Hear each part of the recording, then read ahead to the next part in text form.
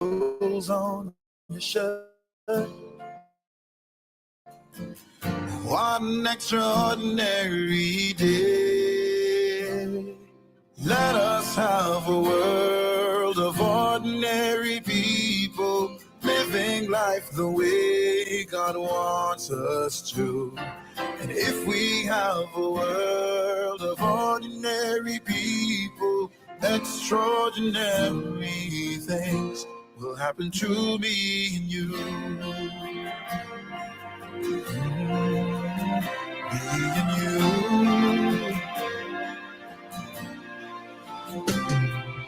Ordinary Abraham, he was just a man, but he'd kill his son for the price of a lamb. And let us consider ordinary Job, who lost it all, but in God had his hope. And ordinary David, a little shepherd boy, brought down Goliath with a stone and a toy. Sweet little Jesus, ordinary child, the carpenter's first son, humble and mild. If anybody told you he'd be Messiah, you probably would laugh it off, I know. So let us have a world of ordinary people living life the way God wants us to. And if we have a world of ordinary people, extraordinary things will happen to me and you.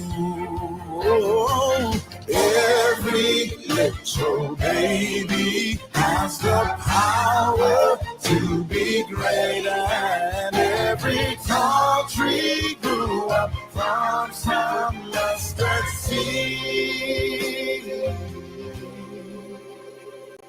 No ordinary children going off to war, 'cause no single leader is worth dying for. No ordinary mother will cry herself to sleep, 'cause no ordinary father will come home after 3 a.m. that is. So let us have a world of ordinary people living life the way God wants us to. And if we have a world of ordinary people, extraordinary things.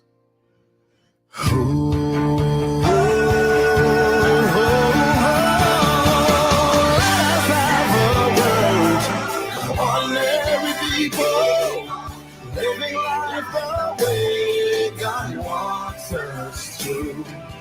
If we have a world of ordinary people, extraordinary things, let us have a world of ordinary people, the way God wants us to. Oh, if we have a world, if we have a world, yeah, extraordinary things. Say la la la la la. Oh, oh, oh. If we have a world, yeah,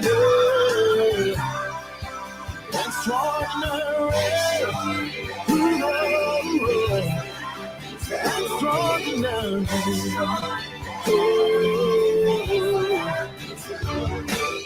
Extraordinary things will happen to me and you.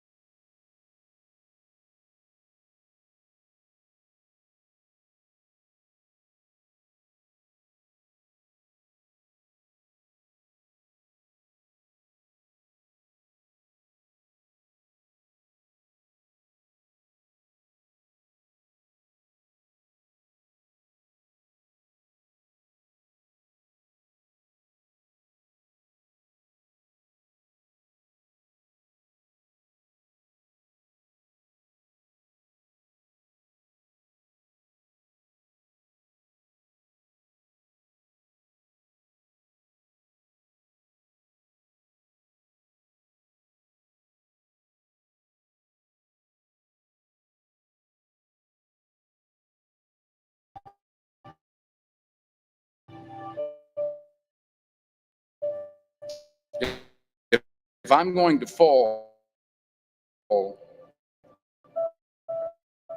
I don't want to fall back on anything.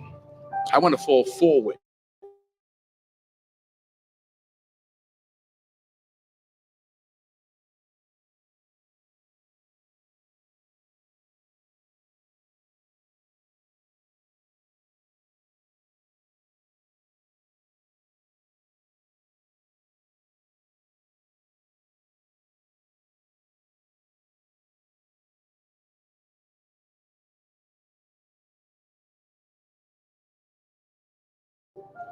You'll never about.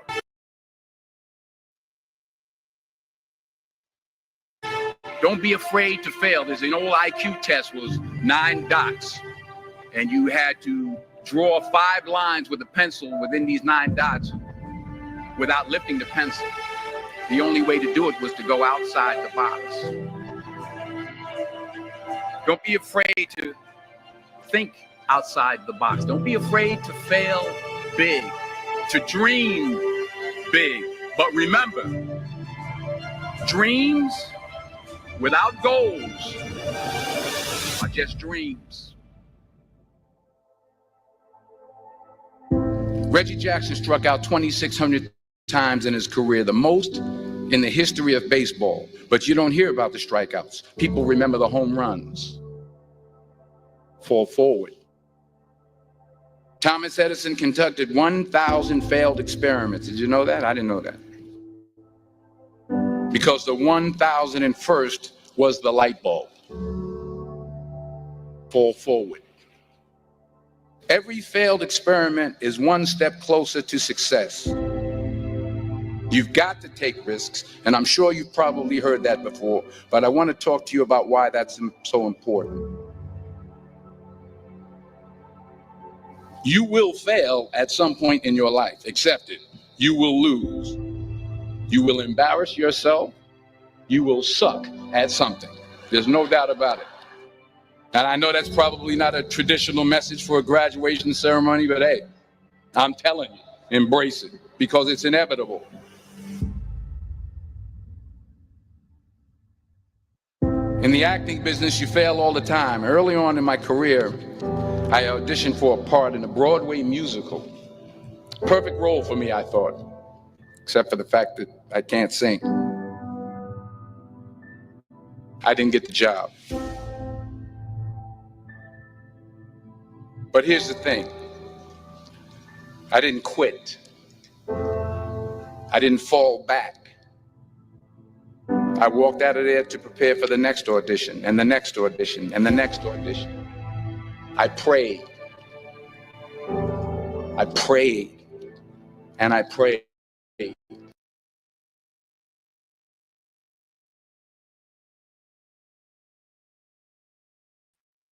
So we are here. Thank you guys for holding on. I am so happy to be with you tonight. I'm sure you can hear me. Please, if you can hear me, let me know. Confirm if you can hear me, please. Confirm if you can hear me. If you can hear me, let me know. I just want to be sure that I am heard. Please, if you can hear me, please kindly confirm. Kindly confirm if you can hear me. We are starting, please. Can you confirm?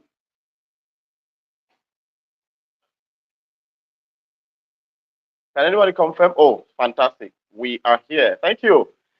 Yeah, sorry for that hitch. I don't know what happened to my PC, and then I had to join with my phone. So, but you know, this is the beauty of being a tech savvy teacher. We are always on top of our game, right? So we don't.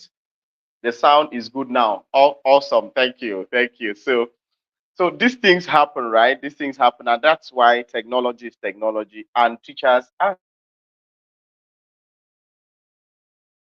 of our discussion tonight is one that is so dear to my heart. It's so dear to my heart. And I want to say that all our speakers are carefully selected people that have been, they are not just ordinary teachers, you know, they are not just teachers whose impact is felt within the classroom. There are people who have actually out of the noise. There are people who are able to lead meaningful transformation in and outside the classroom. So, whether you are looking for inspiration, whether you are thinking of a source of motivation, this is the right place for you to be.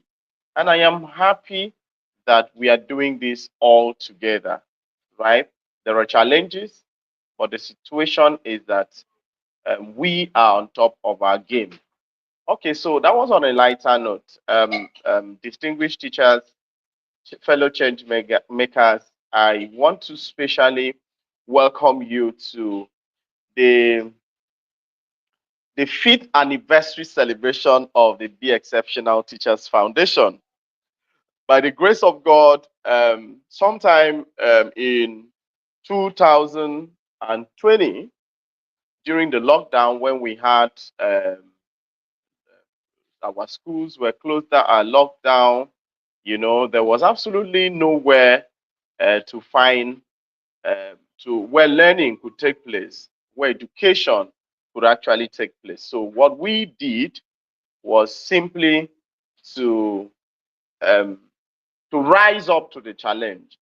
When I say rise up to the challenge, we believe that in every problem there is a solution. So while schools were locked down, we thought, what do we do?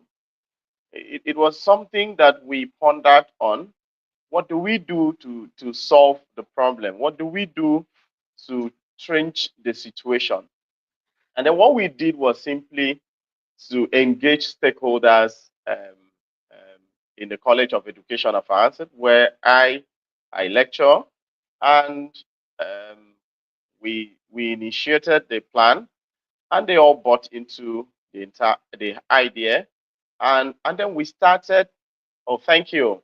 And then we started um, the process, and the process was simply to ensure that we were able to ensure that learning never stops, right? We were able to ensure that learning never stops. So, and then we were able to achieve that simply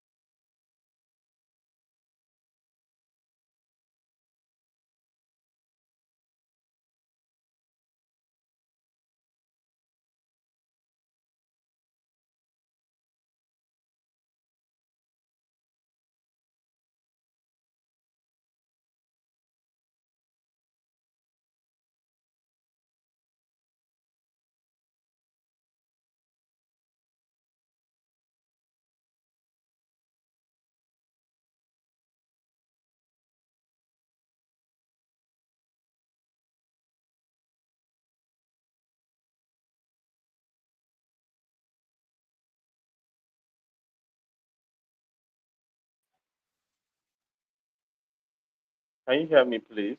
If you can hear me, please let me know. If you can hear me, let me know if you can hear me in the comment section. Hold on. If you can hear me, let me know. I can't hear it, so teacher. Can you hear me now, please? I'm sure you can hear me. If you can hear me, please. Yes, I'm using my phone. If you can hear me now. Okay, better. Better. Thank God. Thank God. Okay. So, Teacher Nyango, are you ready to take your session? Are you ready? Can we go with you? Can we go with you? Please, you can unmute and let me know. Oh, you are inside the room.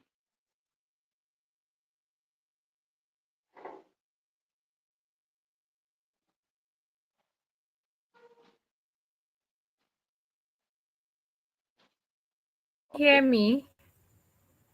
Yeah, can you hear me? Chanyang no? I can. Oh, thank you. Thank you. Thank you so much. Okay, guys, we are back. We are back. I'm so sorry, so sorry about that glitch. And yeah, this is technology, and trust me, we always find a way around it. And let me thank our dynamic speakers who have been so supportive, coming to the inbox to be able to, uh, you know, assist in anywhere. Thank you, everybody. Let me officially welcome everybody just hearing now. Thank you, Dr. Agnes. Welcome. So yes, welcome to the 5th anniversary of the Exceptional Teachers Foundation. Like I had said, it's been a long journey, and then we are going to dive straight into the purpose of why we are here. And it is simply for us as teachers to level up our teaching with artificial intelligence. And we all know that this particular topic cannot be overemphasized, right? So, distinguished change makers, life builders, please help me welcome in the comment section, in the chat, our phenomenal teacher. She's one teacher that has done so many things. No other person than Nyangno Benson. Please welcome. How are you today, ma?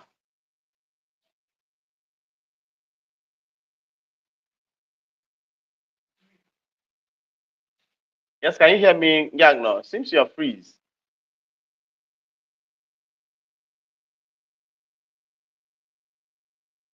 Can you hear me?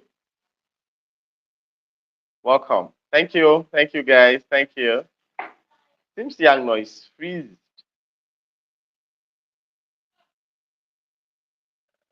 Thank you.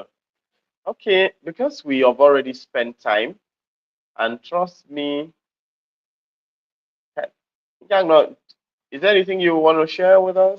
Do you have any problem? Do you have any problem?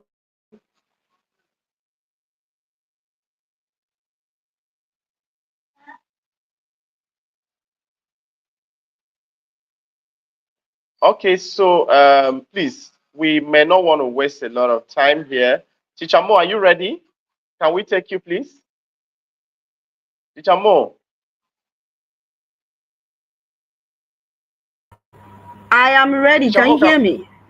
Yes, I can I'm hear ready. you. Fantastic. Yes, thank you. Thank you Yes. so much. Yeah, another Okay. phenomenal teacher that has refused to be ordinary. That has refused ordinary. Welcome, Teacher Mo. Welcome, Teacher Mo. Welcome, Teacher Mo. Please, I will step back and allow you to take the floor. Is that okay? Thank you. Yes, thank you very much. It's a pleasure to be All here. right. I hope everyone can hear me. I'd like to confirm that everyone can hear me, please. Just scream, shout, say something. I can see your Yes, I can chat. hear you. I can Okay, you hear can hear. you. Okay, thank you. Thank you. I'm glad to know that.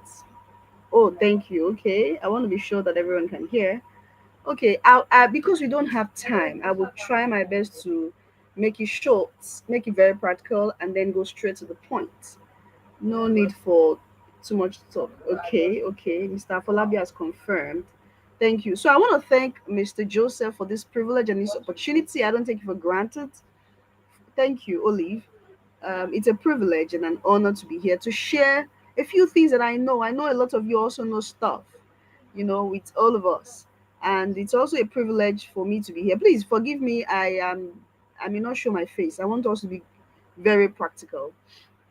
And then I want to congratulate Mr. Joseph for staying through for 5 years. That's not small thing. All right, that's not small thing. So congratulations, Mr. Joseph, for staying through for 5 years, and I know you will do much more. In fact, in a matter of um, in a short time, you'll do even much more than you've currently done. Thank you for impacting teachers. Thank you for what you do. We love it. We love you. We appreciate you. Well done. And I want to thank the other speakers. I've seen them. Well done. Okay, so I'm going to go straight to the point. I'm supposed to talk about Canva. I know that all of us know about Canva, except of course for a few people who, might be getting introduced to it. I have been using Canva for quite a while now. Canva gave me a badge to say I've done, is it 2,000 designs? Is it? No, 5,000 designs. I'm like, oh yeah, I've been here for a while. I love Canva. It makes life easy. I like simple things. I like making complex things very simple. So I'm just going to go straight to the point and share my screen. I'm supposed to show us how to use worksheet on Canva and use the show not tell method. I'm going to share my screen and go straight. Thank you, thank you, thank you. So I want to share my screen. Please allow me, like the whole screen. Uh, ah, Let me share my entire. Let me see. Okay. Let me share my entire screen because you know the way Canva works. It will to start. Oh, thank you. So you can see my screen now. Yes, thank God. So I'm here. Please, if you can see this screen, just indicate by saying I can see it. Okay. So this is me. This is me on Canva. Today, I used Canva to design some books. Even me, I was impressed with myself. But it was not really me. It's just that Canva's tool I've upgraded so much that it makes life really, really easy, especially with the use of AI. In fact, I had designed a book for a student, like, was it last year? So I designed for another set of students this year. And the ones that I designed for last year, I said, no, the one you did this year is better. I said, look, Canva tools are better now. We can do a lot more now. So I'm gonna go straight to the book. These are some of the books I did. Magnus Gets His Chest, but it's not my book, it's for my students. 200 Quote for Success. Where in the Universe Are You, God?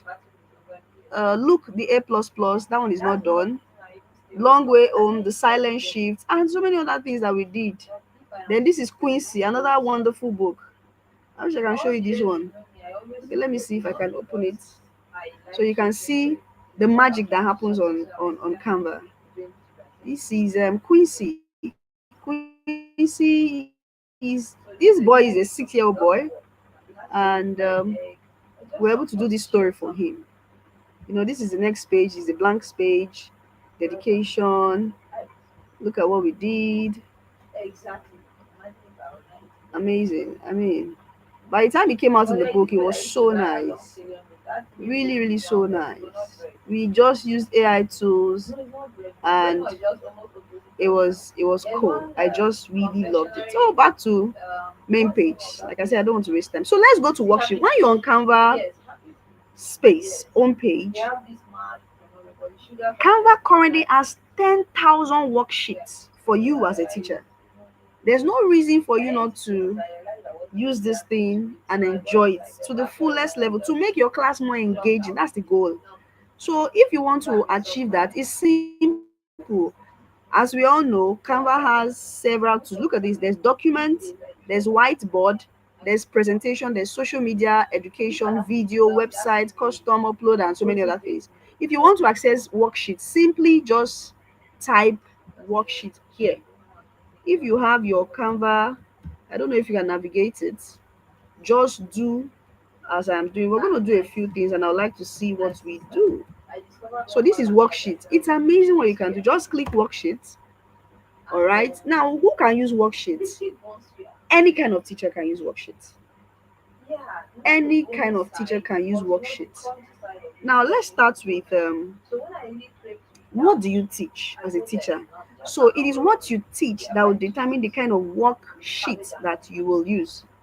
Look at, there are some worksheets that have been made. There was one that I came to worksheet and I saw a book. I just printed it like that. I didn't do too much editing. I just printed the whole book like that, and it was just phenomenal. It met my need. And then we'll show you how to also create your own. So let's explore. Let's assume that you are a mathematics teacher and you want to teach what now? Numbers. Like I told you earlier, Canva has 10,000 templates for worksheets alone. 10,000. Can you exhaust 10,000? 10 of the thousands. All right, let's say you want to teach, let's say numbers. There are many worksheets for numbers. Now, one of the things you can do in your search is to streamline your search. But I don't want to do that now. I want us to explore, look at everything. You can streamline your search and say, okay, I want to search for only mathematics. I want to search for only, do you understand? But I don't want us to do that now. Let's just focus. Let's look for math. I want you to see what's here. This is for what class? Now, let's say simple addition. Look at this. Simple addition is a work. It has been made. You really don't need to stress yourself. But we're going to create another. So you see how you can create the one that is suitable for you based on what you teach. All right. So you can look at others. You can customize the template and use it. Or you can see others. 12 months of the year, color by number, let's code. Now, there's something about Canva. I'm trying to wonder the kind of people I'm talking to. I'm not talking to people who already know how to use Canva or people who are new. So I don't know. But I want to assume that we have different kind of people. So look at this. This one has 7 pages already. You can see it here. 7 pages. This one has none. This one has none. This one has 4 pages, 3 pages, 2 pages. I'll never leave that person for like 1 week. How many? This one has 4 pages. Yes, 2 pages, 2 pages, 2 pages. Some of them have 24, 25 pages. This one is 5 pages. Okay. So let me use this example. I customize this template. I'm going to be done in a few minutes. But mostly it's better if you for if you're fine with WhatsApp. So how do you use this template for your class? Some people might just come here and they are okay. Just print and you're done. All right. It's simple. You just want to teach simple addition to a particular class and solve the equation on the globes and color them according to the code. So you have 2 plus 1 is equal to 3. So you're going to color this glove yellow. 2 plus 3 is 5. You're going to color this glove blue. 3 plus 0 is 3. You're going to color this globe yellow. 2 plus 2 is 4. You're going to color this. It's simple. You can then say, okay, you want to do more than that. You can then click add page. So what I do, let me tell you what I do. I don't like stressing my life. I just duplicate this page. So I have another page. And I say, okay, I want more options. So, we have 3, 4, 5, 6. So you can then change it to, you want 7, change this to 7, change this one to 8, change this one to 9, depending on what you're teaching them, change this one to 10. All right, now we have 3, 4, 5, 6, 7, 8, 9, 10. Then you now come here and you edit this number. So we want to get a 7. So we know that 7 will give you 3 plus 4. So I come here and I change this to 3 and 4. And I change, so you know that 3 plus 4 is 7 is going to be colored yellow. So we have 9. 9 is, let's say, 6 plus 3. 6 plus 3 is 9. So it means that this one will be colored in blue. Now you see, they've given you one, then you can now create the others for yourself and do a lot. You can go on and continue. So imagine that you are using, you can print this for the class, all right, and you can turn this into a quiz. It's amazing what Canva is beginning to do now. So that's what you can do. It's just simple, it's just cool. I can go on with this. This is 3, 4, 5, 6. Then you have 7, 8, 9, 10. Then you have 11, 12, 13. You can continue to create 11, 12,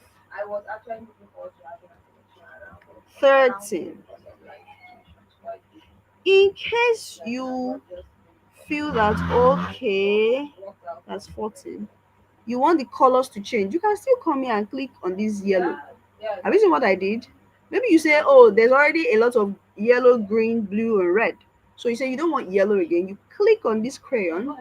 Have you seen what is showing on top here? Yeah. You click the yellow. I don't know which of the yellow. Then you change it to, maybe you want another color, say purple. Have you seen the purple has changed? Then you come to this other yellow. You change the same purple. It has changed to purple. So now you have another variety of color. You now have yellow, green, blue, red. And then now you have purple. So let's change this green to something else. I think this is the color that needs to change. Pink. We now have pink. And then you go to pink.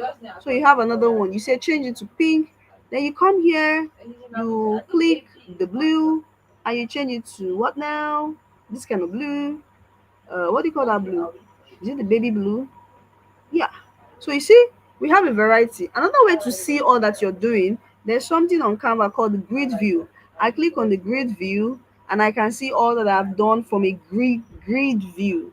So my color, now I have yellow, green, blue, red, yellow, green, blue, and red. The numbers are different. And then I've changed it to purple or pink, blue, and then red. Oh, I didn't change the red. So I can go back to where I came from. All right, I really want an engagement, but because of time, I just want to focus. So that's one example of a worksheet. Now let's go back to our worksheet example again.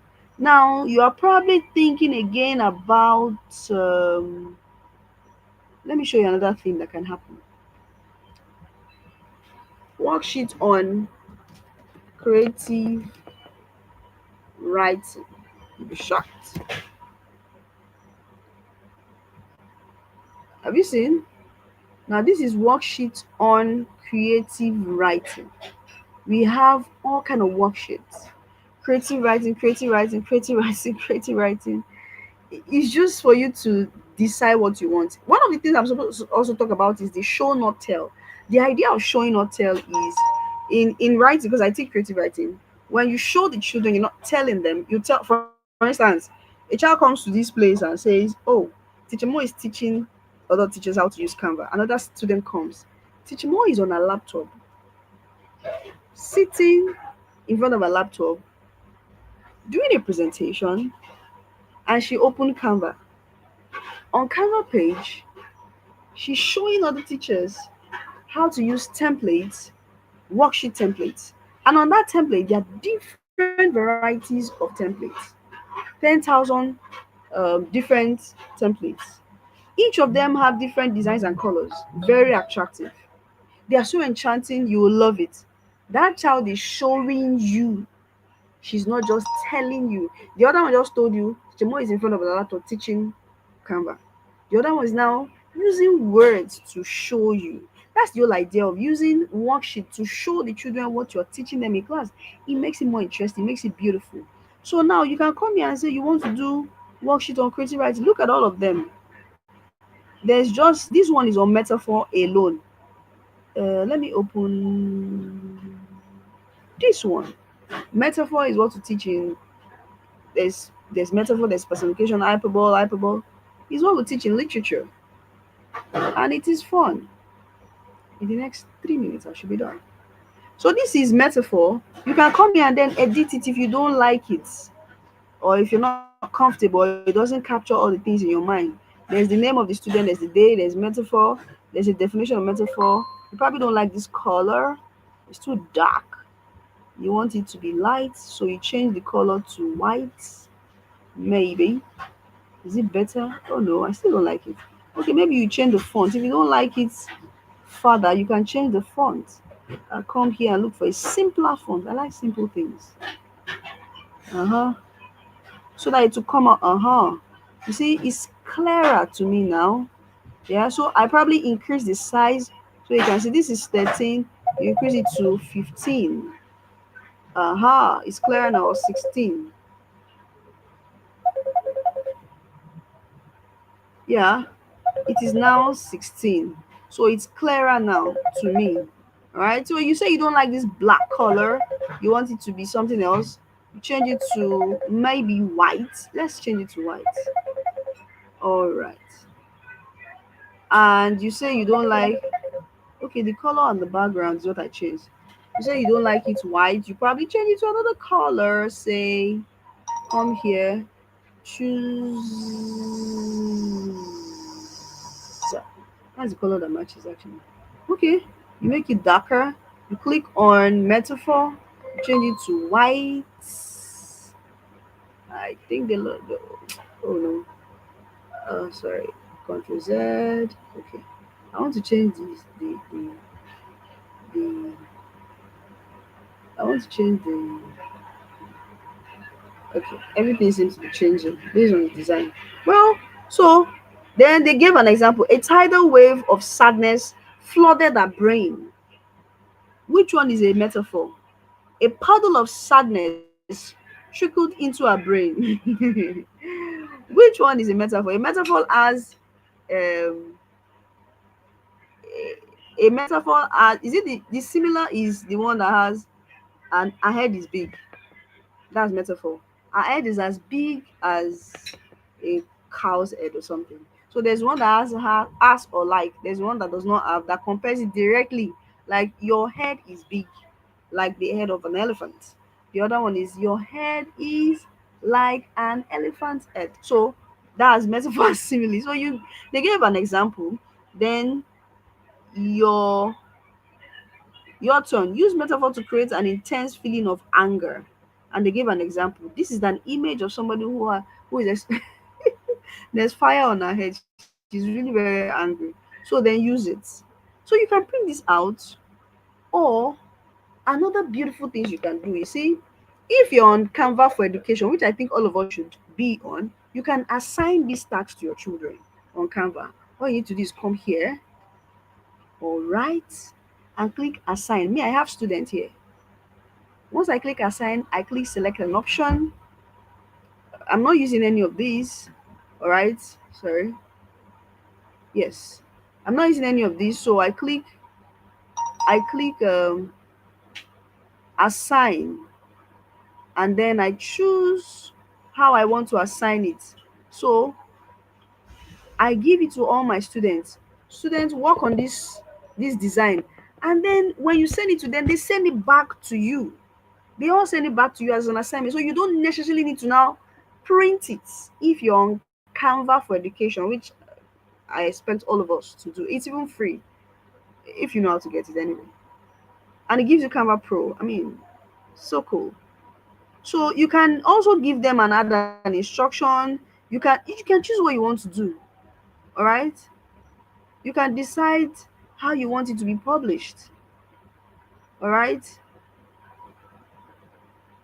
on Canva, and then you click next, and then you decide, well, this is all my students. I decide that I want all of them to be published. So I click next, and then you decide, well, this is all my students. I decide that I want all of them to be published. So I click next, and then you decide, well, this is all my students. I want all of them to be published. So I click next, and then you decide, well, this is all my students. I want all of them to be published. All right, I'll soon be over. Oh God, so many things, so many places. So there's a lot I can show you on Canva. Now there's a new thing Canva just introduced. I hope you can see it. This is called Magic Media. Magic Media is amazing. Another beautiful thing is that it gives you, I think I had 490 credits, and it's supposed to refresh on the 5th of May. Wait to 01/05/2025. On the 1st of May, I have 445 credit, meaning I can create images. So let's say I want to create an image called, I want to create an image of a student. Create the image of an handsome African boy who is so angry and unhappy. All right, inspire me, create image. Just watch it. It's just cool. Oh, I didn't put the background. I didn't put, because I'm rushing. I didn't put the background. The You can add the background, how you want the background to be. Okay, have you seen it? So this is an image of an African child who is really very angry. You can choose which of them you want. This boy is really angry. Chai, the boy is really very angry. Have you seen? You can create images. You can create a lot of things that, in case you're looking for, you can't find. This is one of the most wonderful tools I've seen in a while. Before, you have to go to ChatGPT to go and create images. You don't have to do that. From here, you can do it. Use Magic Media. All right? I just created the image of an angry boy. So, explore Magic Media. Explore Canva. You can do a lot. So, I want to give us an assignment. I'd like to see it later. I don't have time. There's a lot to learn on Canva. We can't exhaust it in, I don't know. So I want to give us an assignment. I want us to, oh, we're supposed to also check out presentation. Okay, let me quickly touch on that. So that's worksheets. Now, if you want to create a presentation, which I try not to go into, it's simple also. There's doc, there's whiteboard, there's presentation, there's social media, education, video, website. Just click on presentation. Now, in the past, until recently, you can only present using your phone with your image showing, but now you can use your phone to do it. It's very easy. So I have this example of a presentation. This has 10 pages, and I apply all 10 pages. So I have a presentation to make here.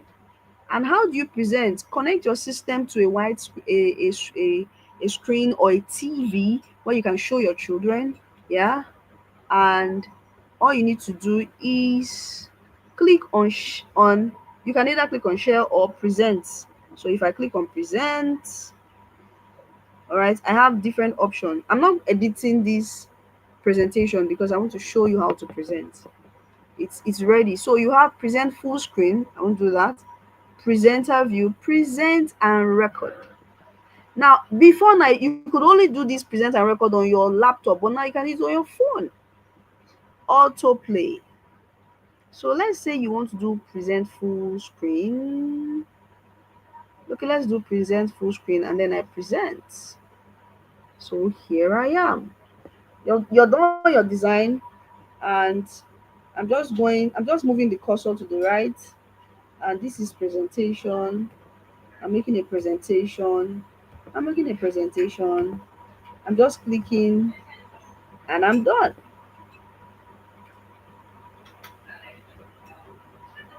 All right, so you click escape when you're done. So it's that simple. Now you can edit the images. If I don't want these images, I delete. I come to Magic Media and I decide what I want. Probably I want the image to represent Africa. I create my image of an African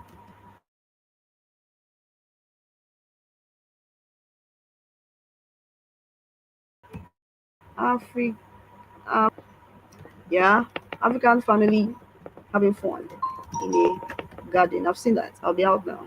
And I click create images. All right, you see the images that would show up now. Yeah, thank you. I'll be out now. So, um, When the image opens, you can then add the image that you want. Okay, so finally, I want to give us something to do. I just wanted to show us. All right. I want us to all create. I want everybody here on this call to create beautiful images of an African family. All right. Beautiful, beautiful, beautiful. You can decide to remove the background if you don't like it. Beautiful, very beautiful. Or you can decide to use this background, replace the background, and remove this one.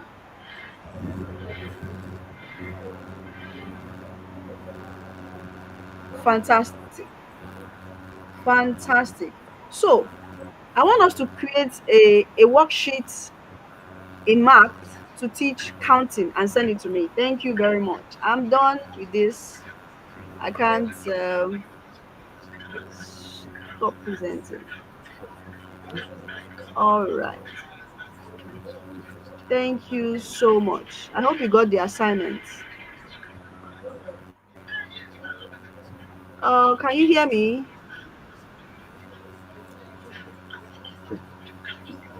Okay, somebody is here.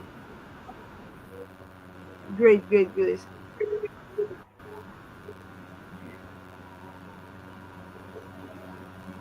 All right. Can you hear me?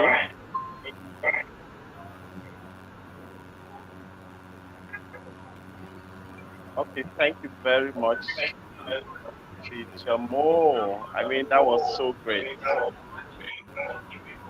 And I've really learned a lot, really learned a whole lot.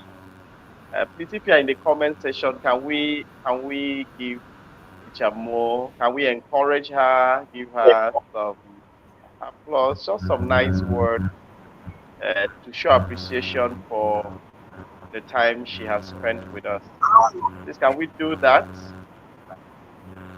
Can you hear me? If you can hear me, let's do that. No? Yeah, if you can hear me, please let's do that. Welcome, Dr. Lanre. This is my mentor. It's such a pleasure to have Dr. Lanre on the show. Doctor, can you hear me? If you can hear me, let me see you. Let me see your hand yes, up. I can hear you. Oh, I can hear you. Thank you. Thank you so much, yeah. Doctor. I think I'm backstage. You can let me. Yeah. You were here. You were here. Oh, okay, here. Fantastic. Yes, you are here. You are here. Dr. Lanre, it's such a pleasure to have Dr. Lanre on the show. All right, thank you. So can you see me? Okay, fantastic. Yeah. Thank you. Thank you so much, Doctor. Okay, so we are glad to have you. Thank you so very much. Like I said, this is my mentor in whom I am well pleased. I am so happy to share that I got connected to Dr. Lanre during the pandemic. I got to take his course, and since then, this wonderful man, this angel sent, has been supporting everything I do. Sometimes it's even uncomfortable to him, but he would just find a way to give me that support, and I owe him a whole lot of respect. He has a very rich profile, which I don't want to bore us with that. I already had that shared in the flyer. So he's heavy on LinkedIn. When I say he's heavy on LinkedIn, he's really, really heavy. And we are glad to have the former Multina Teacher of the Year for Lagos State. He has been an award-winning teacher. And one of the things that give me so much joy is he is doing it with so much excellence. So, fellow change makers, join me, welcome our own phenomenal and influential teacher leader, no other person than Dr. Lanre Oguntoye. You're most welcome, Doctor. Okay, it's a pleasure to be here. Thank you so much for for having me. Thank you so much. It's a pleasure to be here. Always a pleasure to be here. I appreciate you and the Be Exceptional, Teacher Network for the great work that you are doing. Thank you so much for having me. And I want to appreciate every educator, what taking time to be here this particular evening, right? So I will want to kickstart. Please let me know if my screen is being shared, right? Because I have very few minutes to use here. Please let me know if my screen is being shared.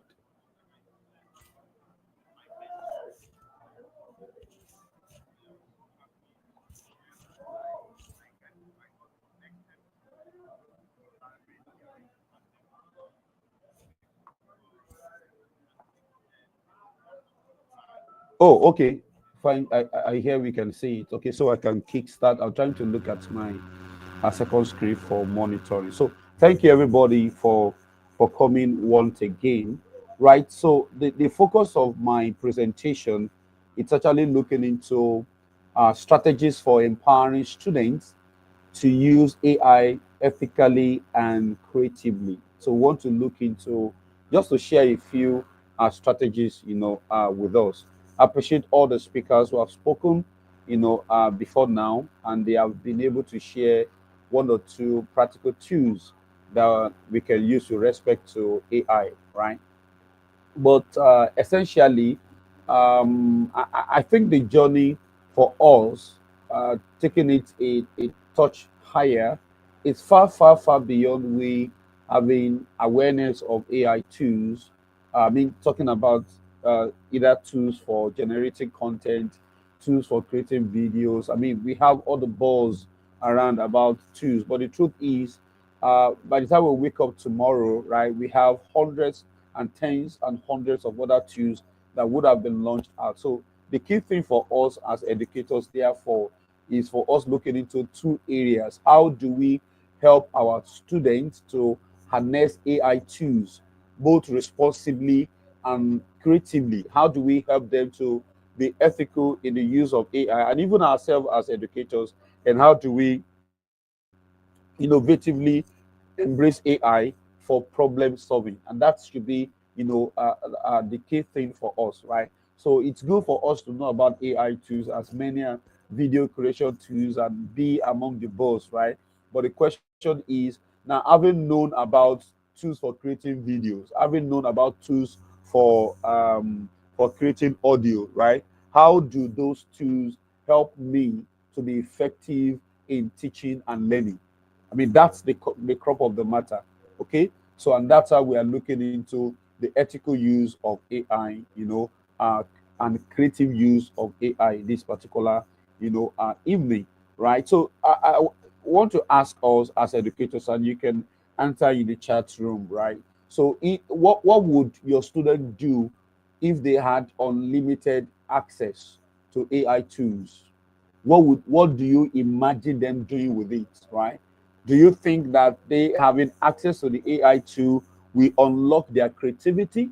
Do you think them having access to AI tools will help them, even as students, as learners, for them to be able to automate tasks? There are several tasks that they have to do, projects that they have to do. They need to create presentation during their flip learning, right? They also need to automate their tasks. Do you think AI tool will help them to be able to do that, right? Or do you think that they are going to face a lot of struggle with misinformation, because we talk about algorithm bias, AI bias? Do you think that might affect the quality or the dependability of the kind of information that students, have access to? These are the questions that we should be asking ourselves as educators, for us to discuss the opportunity and the threats that we have for ourselves as teachers, as educators, as education administrator, and of course for our students. So what should they be our role? What should our role be? I particularly believe that our role is not to be gatekeepers. No, we are just to set the tone. Setting the tone in this respect means that you are holding the student accountable to the same high standard you hold yourself accountable, to. That is setting the tone. We are not gatekeepers, and we can't be gatekeepers because they are native themselves, right? They are natives. They are digital natives. We can be the gatekeeper, but we can help to set the world, to set the tone. The AI is already here and it's evolving. I mean, some people argue, no, don't let students use AI, take it away from them. No, you can't take AI away from students, but we can set the tone. We can equip our students to ethically use AI, to imaginatively, use AI, and for them to be able to see how AI is essential to their work, to their success. And this is another level to our digital citizenship. It's becoming more and more, important. Yes, AI poses challenges and opportunity, but we need to know and embrace the fact that it can enhance teaching and teaching and learning. But our role as educator is to guide students in leveraging the opportunities while we all deal with the threat together, right? So the AI generation, talking in terms of skills, I don't know how many of us here have studied the UNESCO ICT competency framework and the International Society of Technology in Education. That the IST is actually an area where I partner with for my doctoral research of a very fantastic framework, and that was just before the AI became became a bruise. And now we have moving away from ICT competency framework to UNESCO AI competency framework for teachers and for what for students. Okay, so I just have it here. You can go and Google and have it. They are robust documents that, and part of the assignment I will seek your permission to give you is for you to go read the AI competency framework for teachers and of course for students. For those of us who are in this call or who may be listening to this later, who are education administrators, who are supervisors in school, we need to rally around to make this continuous professional development document, and for us to be able to develop AI policy in our school. This will be a very fantastic framework for us to be able to work, for us to use, right? Okay, so if you have had access to this before, to this document before, you or someone could just Google there to put it in the chat room for every other person to be able to have quick access to the framework, right? Very, very important. Okay, so let me continue. I'm speaking about the AI generation and the skills that students need. That document, the importance of the document is that it narrated in clear terms the skills that our students need. So if I want to teach students about AI, my focus would then be, what do they need? Critical thinking. What is the role of critical thinking, right? Our students need to be able to evaluate AI output. The boost and the enthusiasm bodies. You can create this with AI. You can create that with AI, right? I mean, ethical use, when you have done your creation, right? Many people jump that step of evaluating the output. We just rush to use. We don't evaluate. And it shows that we are not ethical enough. So as teachers, if you get generate whatever comment or worksheet and you do not go over it, right?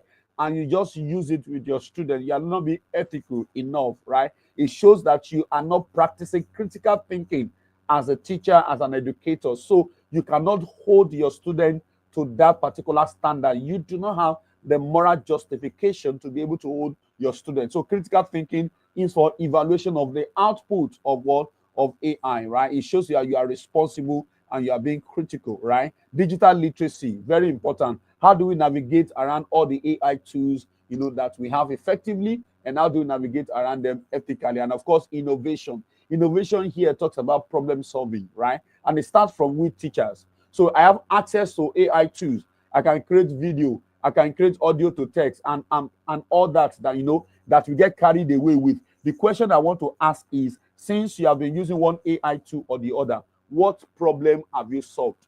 I had the opportunity to travel to the School of the Blind, in Ekiti State. I have a project then to help them with. And with the use of AI, this is one of the brains that I'm holding in my hand, right? We're able to navigate and create a system for them using AI that immediately after the lesson they had in class, the blind student also have their braille immediately. What usually take them about 4 to 1 week before they convert the voice of the teacher, to the notes and then to the braille. Now, within 1 hour, AI makes it ready. That is using AI. And what do we use? ChatGPT with a couple of other text to speech or speech to text, to creating, solving problem. That's the innovativeness that we are talking about there. So it's not enough for you to know about AI tools. Begin to ask yourself the question, right? You know how to convert video to text, text to video to speech. The question is, what problem have you used it to solve so far in your classroom or in your education community? What teaching and learning problem have you used AI to solve? Okay, so my time is just so short, but let's navigate around the few things I have less left for us here, right? So we'll talk about smart learning with what? With AI. Smart learning with AI. What can students do? What can we begin to encourage our students to do? They need to begin to start from the point of using AI as a study buddy, right? As a study assistant.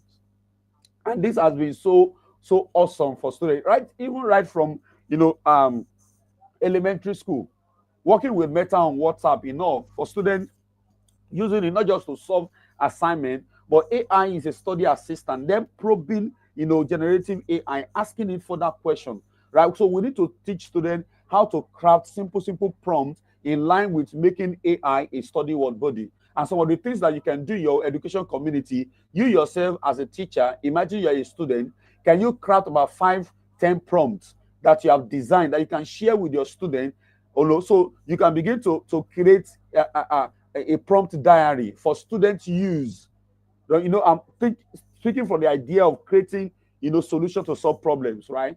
And teaching them to create prompts, but they can see sampler prompts that they can use, for them to be able to study. And if they put this prompt, in generative AI, then it can help them to be able to study whatever topic that they want to study. It's not a prompt that asks the AI to solve a particular, question for the student. No, we are talking about crafting it in such a way that it begins to explain the concept to the student, or crafting in such a way that it gives students hints and not helping them to finally solve, the problem. That's when the AI becomes a study word assistant, and students will not be using the AI to cheat and just to do assignment copy and paste, right? So we can begin to let students know that AI can help them in their work, in their research, right?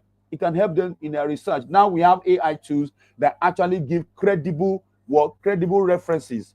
ChatGPT now gives credible references, unlike what we had last year, where most of the references are null and void. But now you have credible references that are being given by this generative AI. So we can begin to encourage our students to use it for research support. And of course, from brainstorming and creativity, right? You can encourage students, for example, to ask AI questions, then compare the response to that question to what the textbook says, or compare the response to that question to what the teacher has said or what the teacher's notebook says, right?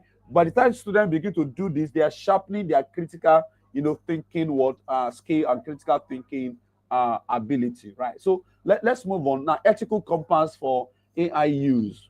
Number one, it's very important that we respect what? Originality. We must let our students know they cannot plagiarize. Yes, it looks as if they have the word at their feet, but they cannot plagiarize.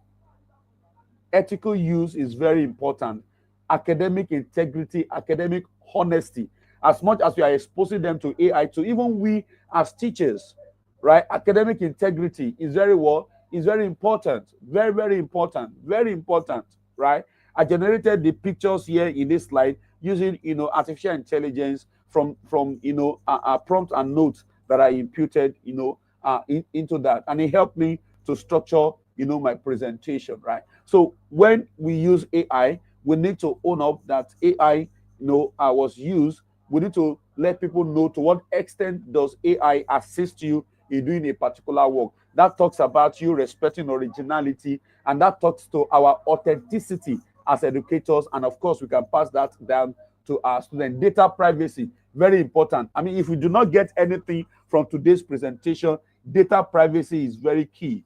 Now, when your students are using AI, and even you too, don't put your data into AI. I mean, data that can be used to trace you. Don't put it to AI. Don't put student first name and last name into AI because you want to generate comments. No, you can just use code. I generate comment using AI, but instead of putting my student's name, I just put code A1, A2, A3, A4. This shows you have an understanding of data privacy, and you have an understanding how your use of AI is very linked to student safety, to child safety, child protection. It's very important that we are aware of this thing. You also need to be aware of the fact that there is biases, right? AI is biased, and that bias is fundamental. That bias is by default, right? Because of where for example, you want to teach about African culture and all that, right? You will not get the kind of vibe that you actually need from AI. Why?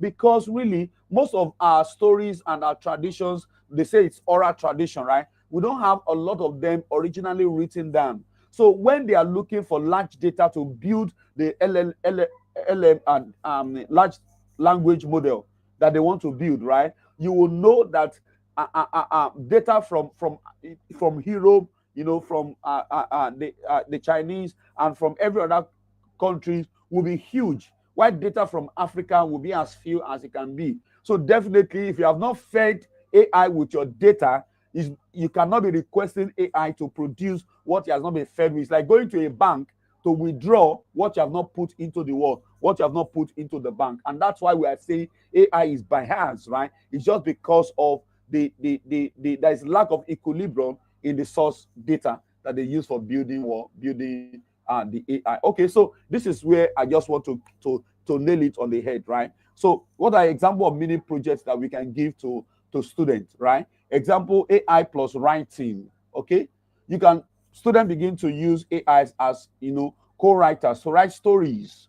Okay, they can begin to write stories to reflect on their choices in editing and in creativity. We use AI for editing, Grammarly, and all that, right? Yes, a student can even write a particular story and feed it into AI to help it sort out the grammatical accuracy and all that, right? Even though people in the languages and all that still express that bias, that they do not fully trust AI when it comes to creative writing, right? Well, that's an ongoing discussion, really. But the truth is, we need to be open-minded. You need to see some of stories that AI wrote, right? I've seen teachers in class in my school during lesson observation who in class open ChatGPT, all right, and students, use that ChatGPT to do character analysis of a particular story, okay, in one of the texts that has been assigned to them. Do character analysis and compare the analysis that AI did with the analysis that the individual groups have done. This helps, in creative writing. And when students see the way AI is innovative in designing character, in analyzing character, they might take clue from there for them to become better analyzer and better, writer too, right? AI plus social group, right? They can develop AI-powered solution addressing real community problems. Maybe you have problem in your school with regards to student picking litters, with regard to assembly, with regards to information, to the student getting information.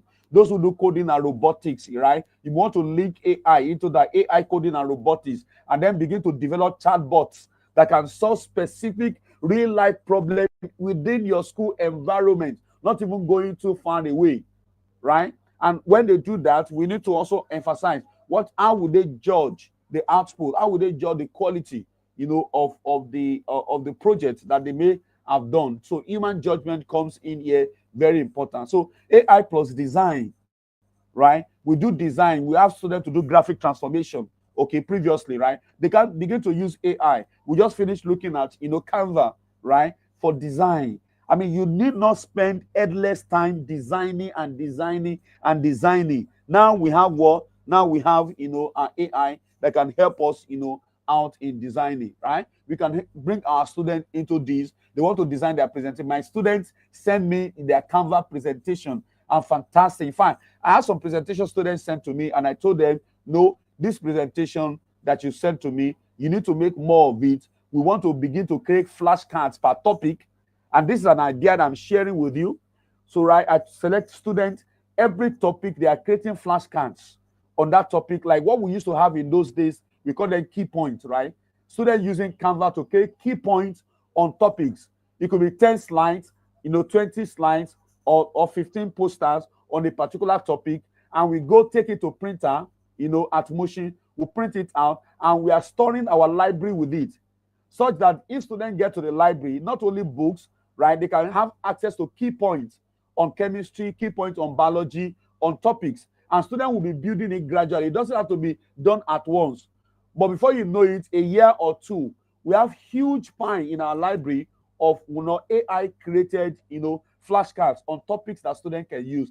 This is what I mean by solving local problems, doing social good, with AI. Imagine if students are to do it with their hands, it might take them a long time because they still have to study. But with the aid of AI and their, design thinking, skill, they'll be able to come up, with that. So we can create world problem solving, for our students, and they can begin to see how they can apply AI in all of this. I know my time is far spent. I'm like 3 minutes above time. Okay, so I will just end it here. So I want to reinforce the need that we need to model ethical use of AI. As an educator, hold yourself responsible, or hold the student responsible to the same high standard you hold yourself responsible.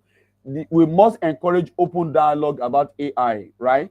We still have a few of us who are scared, who are afraid of the use of AI. The conversations about the impact, the benefit, and the challenges of AI is ongoing, and we must encourage such conversations in our classroom. We need to encourage creativity, and of course, we need to celebrate all students' work, right? Recognize the value of both AI-assisted and fully human-created projects, because in the long run, right, if you say it's AI work, AI generated, the truth is AI cannot generate it if a human has not prompted AI. So AI is a machine, right? So I'll give these two analogy. We have two farmers. One use a tractor to farm and do corn farm, and the other use hoe and cutlass to do the farming. At the end of the day, both of them have used tools. One tool accept the farmer to scale, the other two accept the other farmer to remain a peasant. So you need to choose what you want to be. You want to be a mechanized farmer that can scale, or you want to be a peasant teacher who cannot scale. Thank you, everybody, for listening. I just had to speak this within the frame of the time that I have. Thank you so much.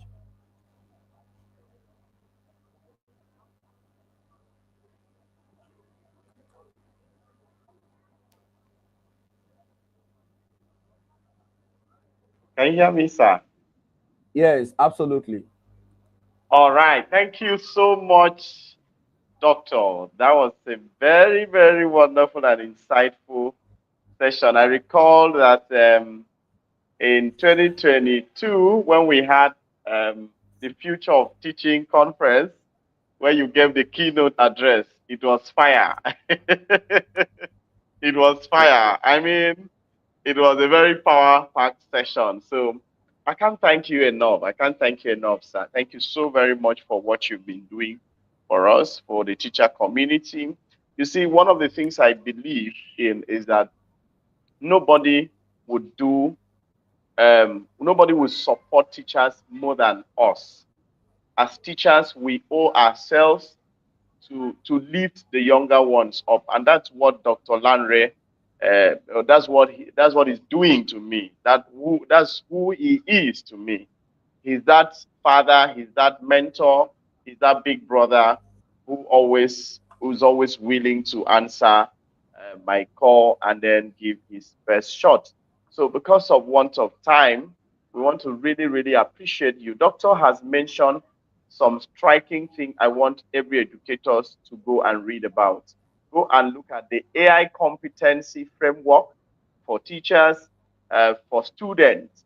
These are things that should guide you, right? You are not a teacher, or you are a teacher and then you don't know what UNESCO is doing. You are a teacher and then you don't know what is trending. Thank God for artificial intelligence. So artificial intelligence is not here to replace you. Please note, the work of AI is to supercharge your impact, is to become that ever-ready assistant for you. Is always there to answer you.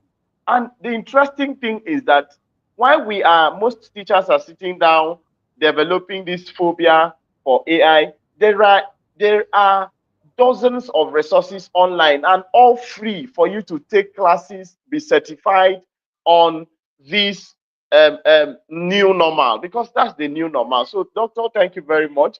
Let us allow you time to take maybe a glass of water, but we sincerely appreciate your time here with us. And then if you're in the comment section on our YouTube channel, please do well to celebrate Doctor. Doctor, we really, really appreciate.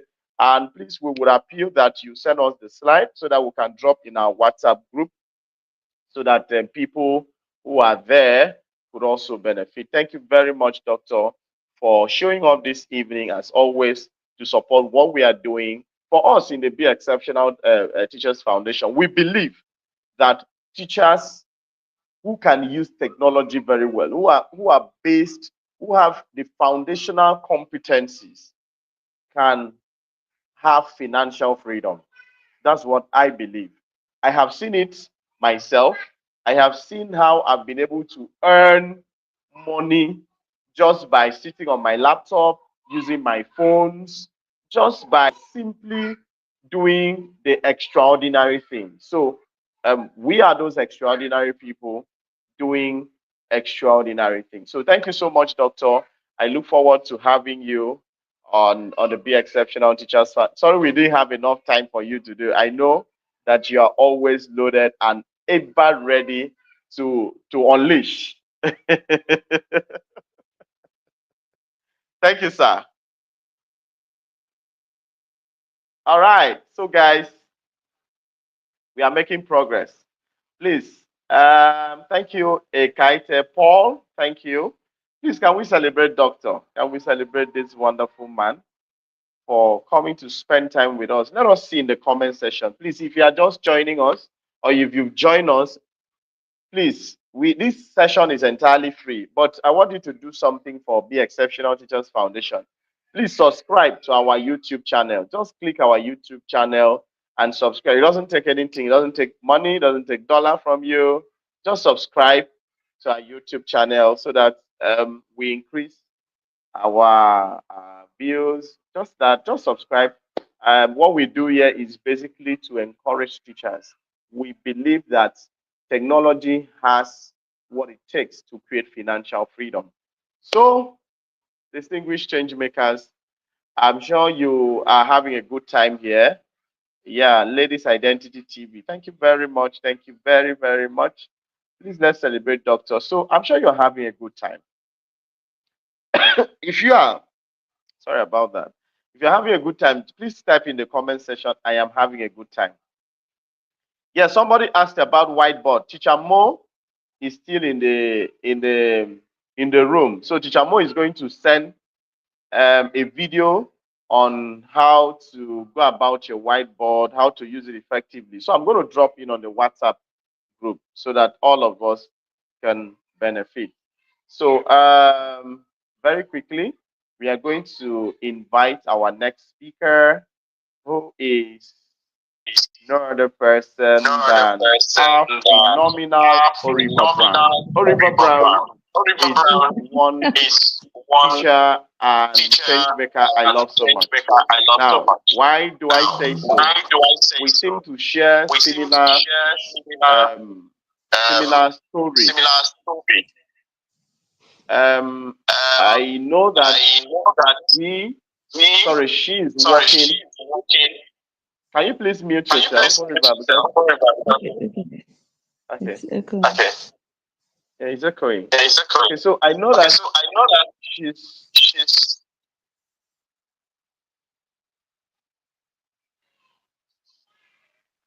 she's working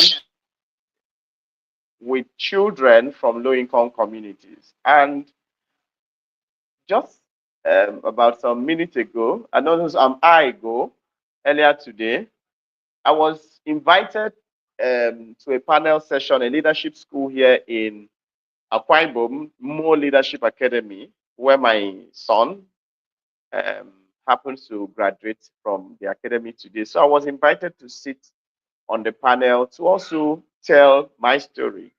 And then one of the things I shared was my humble beginning, the story of how I started my teaching career in a touch classroom. You know, in a classroom made of touch, the walls were the floors were not were the floors were bare floors, no normal ground, and then we had no toilet. So my work primarily, since I was teaching nursery one, was to pack feces, and that was my work that time. So and I did that diligently. And on one occasion, one of my friend in a social gathering had to mock and ridicule me, saying that, "Oh, you are not a teacher. Your work is to pack feces." Truly, it was so, because that was what I was doing at that time. But then, what he said actually was embarrassing to me, but it became my defining moment, which I said that whatever it's going to take, I'll become a qualified professional teacher. And today, I am glad I am one. And not just one, I'm still climbing the ladder. So, distinguished change makers, I am glad to welcome Oriva Brown to this session. Oriva, how are you doing today? Hello, Oriva. Yeah. Oriva, how are you doing today? I'm very well, thank you. I'm very well. Wow, it's been a while I hear this voice. I will step back and allow you to take the center stage. Please, we are basically focusing on practical and less of, the rhetorics. Thank you as I step back. Welcome. Please, can I have my slides up? Ouch. All right. Good evening, everybody. My name is Oriva Brown, and I am super excited to be here. I will not be able to share my screen from my end because, like Mr. Joseph had said, YM is a remote community. So we try to manage the network as much as we can. So if I say I should share my screen, I might have difficulties navigating it seamlessly. So I'm trusting that Mr. Joseph is going to help me put up my slides and then we continue. So I want to really appreciate all the speakers, Dr. Please Larry, kindly share your Teacher slide. I Mo. can't It's see it been in the studio. an awesome learning experience for me so far, and I want to believe that everyone else has been learning. We're going to be building on the things that Dr. Larry has shared as regards the ethical use of AI. So my session is basically on using AI for classroom management and parent communication. Now he made mention of something that I'd like to buttress. He said that the fact that you're writing reports on a particular student does not mean that you'd have to impute the first and last name of the child, especially when you're using AI. And that is very true because we as teachers, as much as we want to work efficiently, we must also consider the privacy of our learners as well. So we must do our best to keep our learners' private information away from AI models as much as we can, be it pictures, be it names, and other personal information. So I don't know if the slides are up yet because I cannot see them. All right. So before we dive in, if you can, I know that we're watching from YouTube, and then we might not be able to use our phones for the practical session because once you go off YouTube, you can't see and hear. So if you can get an extra device, probably your laptop or an extra phone that we would use to engage in the practical sessions. So I don't know, are the slides up? I can't I can't see see your them. slide. Can you Oh, please? I shared them already. I shared them Oh, already on WhatsApp. Let me share it. Hold on. Yes. Hold on. Give me a Thank you. second. No problem, sir. Thank you. So while we're waiting for the slides to be up, I'm sure that we're getting we're going to be using Meta AI. So this is something that you have right there, right with you, on WhatsApp. A lot of our parent communication platforms, I'm very sure, are on WhatsApp. So you have like your probably class group, your school groups for parents, and the rest of them. So we're going to be making use of Meta AI. You can choose to use other AI tools, but for um, seamless operations, should I put it that way, we're going to be using Meta AI such that you can take the message from Meta AI, probably take it to your personal chat on WhatsApp, do a few edits, and then send to the parents group. That makes communication seamless and easy for us. So I want to believe that we've prepped that as well. We have our extra phones with us, and then we're getting ready. So we're going to be taking at the end of my presentation, I will be taking feedback from those of us that I might not be able to take everybody. Okay, so we'll read through the chats, and then I want to get your response. How was it like for you? And if you are satisfied with whatever response that you got. So it's going to be very, very practical, right? So you're going to engage with Meta AI and then let me know if you are satisfied with your response. All right, Mr. Joseph, are we ready? Oh, I wish I could share my screen. Let me see if I can do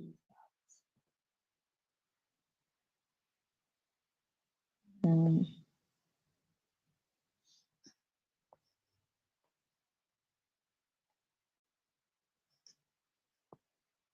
Okay. Oh, okay. I'll do that now. All right, so please a minute. Let me get this up.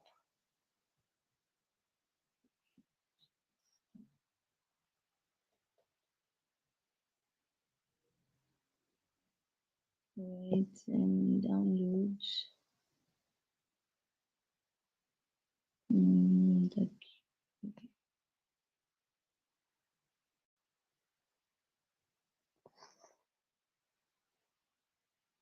Oh my God. Oh my God. Uh,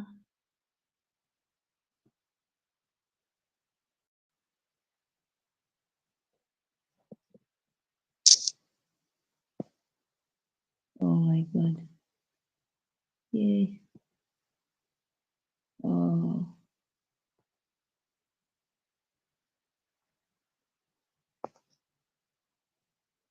No.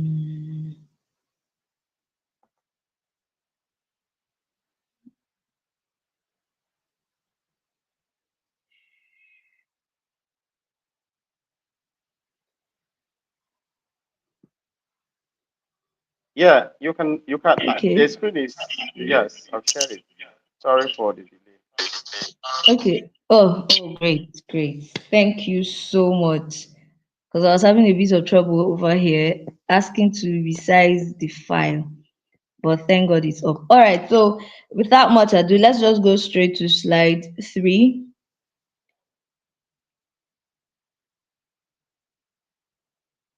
Let's just go straight to slide 3. And then we pick the prompt, and then we practice, you get your results. Move over to the next, you practice, you get your results. And then at the end, we have someone share, or just share in the, okay, yes, thank you. Just share in the comments as you interact with Meta AI and you get your result. Just share in the comments if you are satisfied with your results. So to start with, we're going to have our base prompt. Okay. So Dr. Larry said that it's not just about putting in the words, into the tool. It's about guiding it in a way that the outcome, we are able to engage critical thinking such that we get a very, very relatable outcome. So for our base prompt, we're going to be using you impute your class, probably a basic 1 classroom teacher, a basic 2 classroom teacher, basic 4 classroom teacher, all right, in a reputable private school. Now, the reason why we're doing this is such that we're giving the AI an image of our environment. Okay, so we're giving the AI an image of our environment such that we want to be able to control how it responds, right? So this way we know that it knows that our parents are people of integrity, our parents are reputable people, right? So we've told the AI that this is the class of learners we're dealing with, right? This is the class of learners we're dealing with, and this is the class of parents that we're also dealing with. We're dealing with responsible and reputable parents. All right, next slide, please. So I'm sure that we have our phones ready. Now, whatever prompt you are imputing, this is the base. It would start with you insert your class, room teacher. So you are a basic 5 classroom teacher in a reputable private school. So the first thing we're going to be doing, next slide, please. The first thing we're going to be doing is writing reports and newsletters, right? So school resumes on Monday. School resumes on Monday. You want to probably tomorrow, you want to send out a message to parents, giving them this feeling that we're excited to have your children back in school on Monday. You want to remind them of things they should pack, probably get new socks, new sandals, new school bags, new books, pencils, erasers, right? You want to send out a notification like that, or you want to send out that message telling them that I'm excited to have your children back in school. So we're going to be using the newsletter prompt. Okay, we're going to be using the newsletter prompt. So remember that our base prompt is include your class, and then in a reputable private school, create a newsletter for parents about. Now we're going to change this. Okay, based on what I was given, yes, we're giving on behavioral update. But because Monday, school resumes on Monday, we're going to be changing this. So you're going to create a newsletter for parents. Okay, you probably want to include this about the progress of the class, like the child, upcoming events, and any other relevant notices focusing on engagement and achievement. So last term, the learners took their results. Some of them did absolutely well. A lot of them might have improved, on their performances. Now, I want you to take down the prompts, right, before we move on to. So as you are listening to me, do your best to type out the prompts before we move on to the next slide. So you're going to give me feedback in the comments. Did you like the results? And if you don't, we'll also see how we can tweak the prompts to get what we want. So now remember our base prompt, include your class room teacher in a reputable private school, create a newsletter for parents about the progress of the class, upcoming events, and any relevant notices focusing on engagement and achievement. So you want to let the parents know that this is third term. For those of us that will be doing end of the year party, you want to include that as well. For those of us that probably will be having inter-house sports, whatever activities, would be during this term, you want to include that. You also want to, like I said, relevant notices. Monday is school. What you want to remind them of what the child should come with: new books, new socks. Include whatever changes the school might have made during the holidays. Inform them that these are probably the new rules, the new regulations. School fees must be paid by so date. Okay, so you want to include all of those relevant notices. So I'm sure that by now we probably have this prompt on our phones, Meta AI.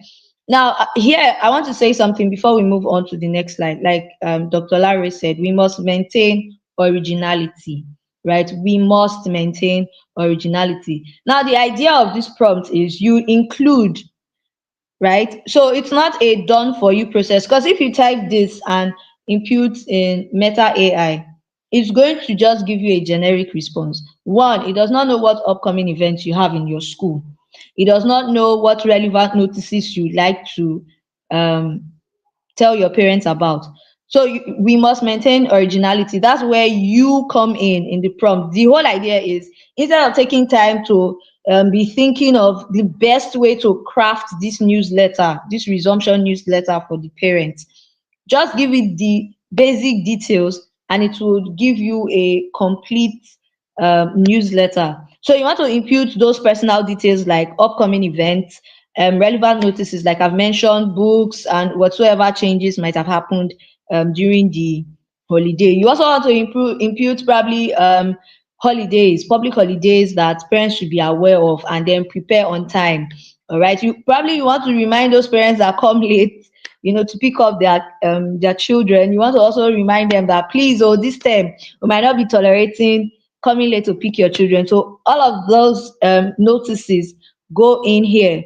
So you include upcoming events, you include notices, and then you also include engagement and achievement. Prompt them that, okay, as a parent, what would you want your child to see to gain at the end of this term? Okay, you want to prompt them to give you those responses. All right, you want to say, okay, I want my child to probably increase study time.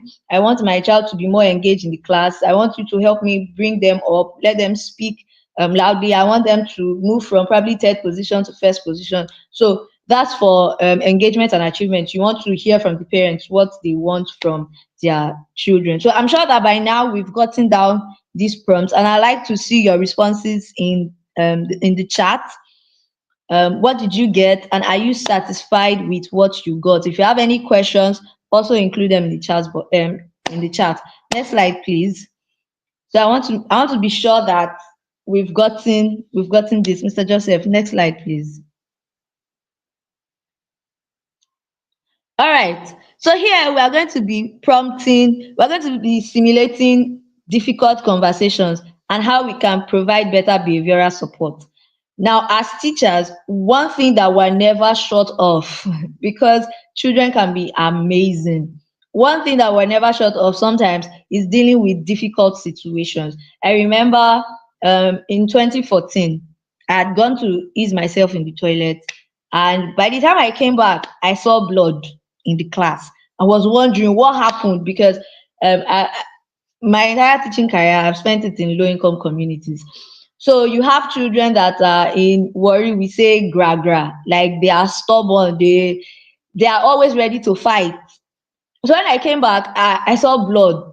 One of the learners pushed the other ones, and then he hit the nails they used to hang their bags, and he was bleeding. So at that point in time, I had a difficult situation on my hand. And then the parents have had every right to be angry, right? And in these low income communities, no matter the number of students you have, there is only the school can only afford one teacher per class, right? So I didn't have anybody in my class. At that time, I felt like, oh, you can't blame me. You can't say because I'm a teacher, I shouldn't use the restroom, right? So those are similarly difficult conversations, because at the time you want to yell at me too, I'm boiling, I'm angry, because why would I be the only one in the class, right? But we know that that cannot be our response, right? The parents have every right to be angry because the child is in my care, and I should have done my best to ensure that the child is protected. It comes home in one piece and then goes home in one piece as well. So here we are going to use AI to simulate those kind of conversations. What am I expecting this parent to say? And then what can I respond such that the parent doesn't get offended? I don't know how many of us are Christians here, but the Bible says that a soft answer turneth away wrath. Okay, so instead of that parent to get angry and probably threaten to withdraw the child from the school, what can I say to pacify that parent and then reduce the effect of that tension, reduce the effect of what they are going to do out of that anger? So that's what we're going to be doing here. Mr. Joseph, please, I can't see the slide anymore. So that's what we're going to be doing here. We're going to be simulating difficult conversations. All right, so while we're waiting for the slides to come up, the prompt is, remember that we have our base prompt. You impute your classroom teacher in a reputable private school. Okay, so that's the base prompt as always. Now, role play a conversation. Thank you, Mr. Joseph. Role play a conversation where a parent is upset about their child's performance. You know, this is one thing that we always get as teachers, where a parent is angry that, oh, the child is not picking up, the child has spent this amount of years in this number of years in this school, and then the child performance is not increasing. It's always the teacher's fault. But then again, we know that, okay, probably the child has a learning difficulty, and that's why the child is not picking up. And most times, not all parents are calm enough to listen to the fact that the child has a learning difficulty, right? So guide the teacher in offering a constructive response.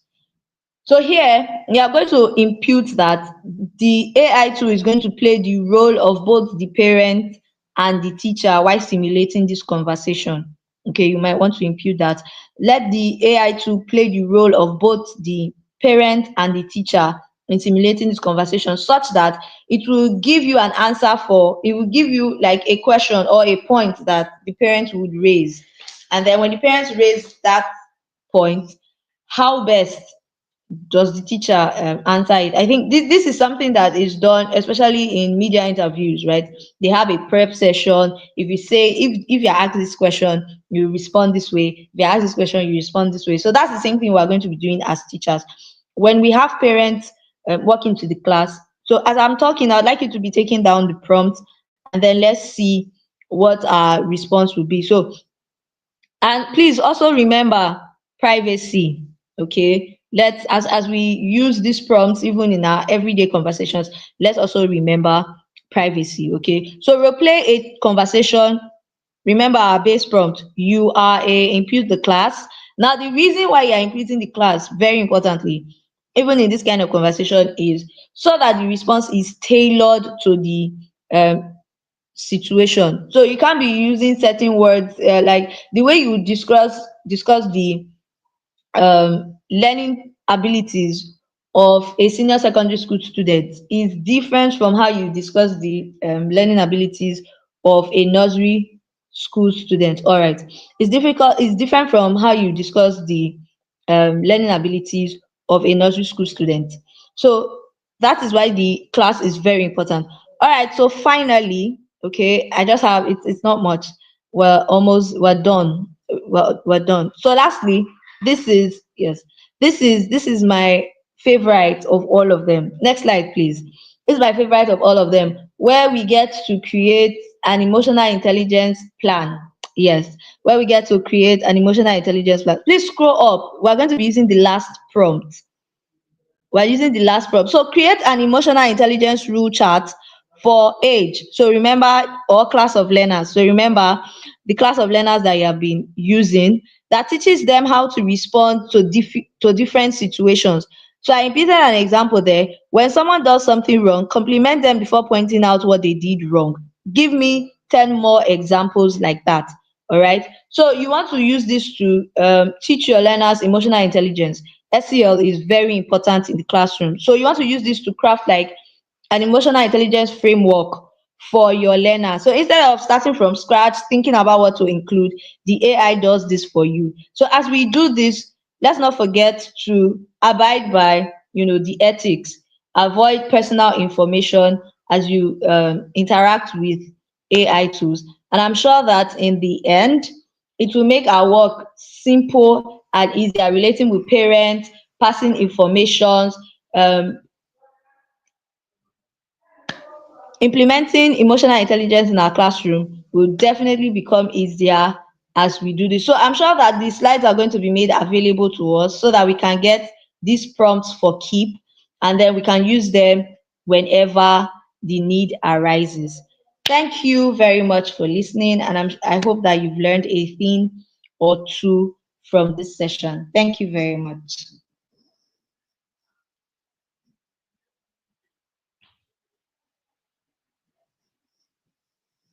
Over to you, Mr. Joseph.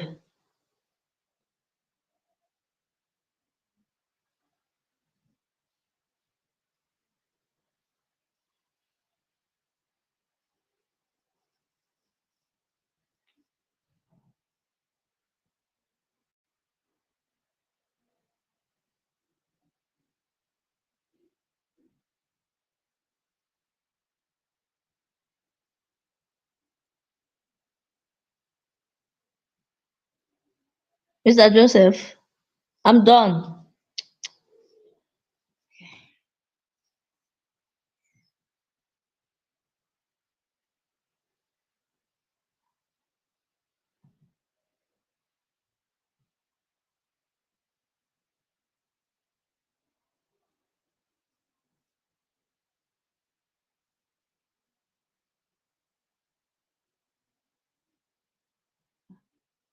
Can he hear me?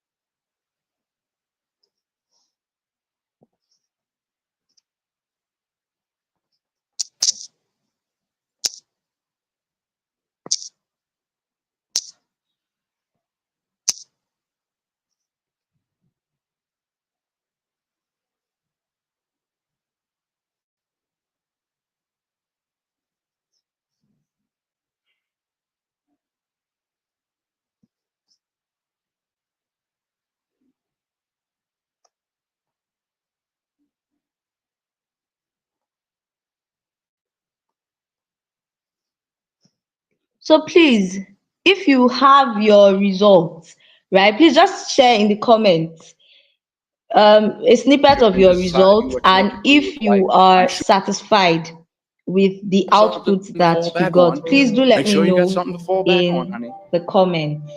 But I Thank never you. understood that concept, having something to fall back on. If I'm going to fall, I don't want to fall back on anything. I want to fall forward. I figure at least this way I'll see what I'm going to hit. Without consistency, you'll never finish. So do what you feel passionate about. Take chances. Don't be afraid to fail. There's an old IQ test was 9 dots, and you had to draw 5 lines with a pencil within these 9 dots without lifting the pencil. The only way to do it was to go outside the box. Don't be afraid to think outside the box. Don't be afraid to fail big, to dream big.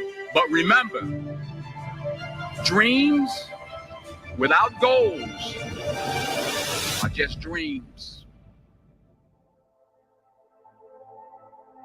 Reggie Jackson struck out 2,600 times in his career, the most in the history of baseball. But you don't hear about the strikeouts. People remember the home runs. Fall forward. Thomas Edison conducted 1,000 failed experiments. Did you know that? I didn't know that.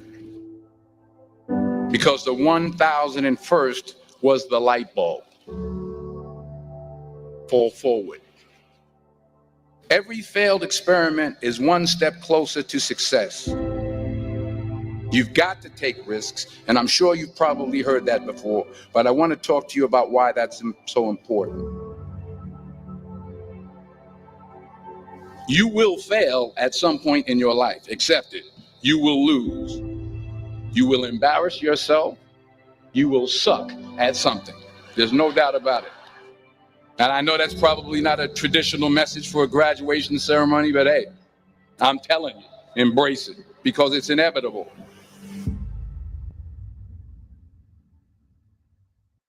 In the acting business, you fail all the time. Early on in my career, I auditioned for a part in a Broadway musical. Perfect role for me, I thought, except for the fact that I can't sing. I didn't get the job. But here's the thing.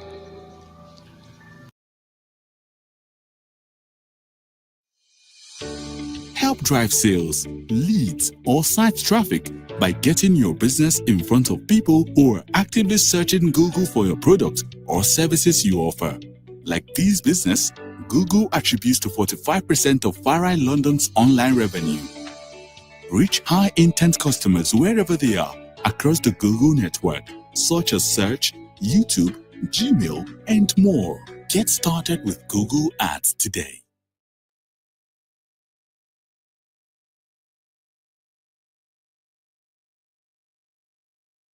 I didn't quit. I didn't fall back. I walked out of there to prepare for the next audition and the next audition and the next audition. I prayed. I prayed and I prayed. But I continued to fail and fail and fail. But it didn't matter because you know what? There's an old saying, you hang around the barbershop long enough, sooner or later you're going to get a haircut. So you will catch a break, and I did catch a break. Last year, I did a play called Fences on Broadway. But here's the kicker. It was at the Court Theater. It was at the same theater that I failed that first audition 30 years prior. The point is, every graduate here today has the training and the talent to succeed. But do you have the guts to fail? If you don't fail, you're not even trying. I'll say.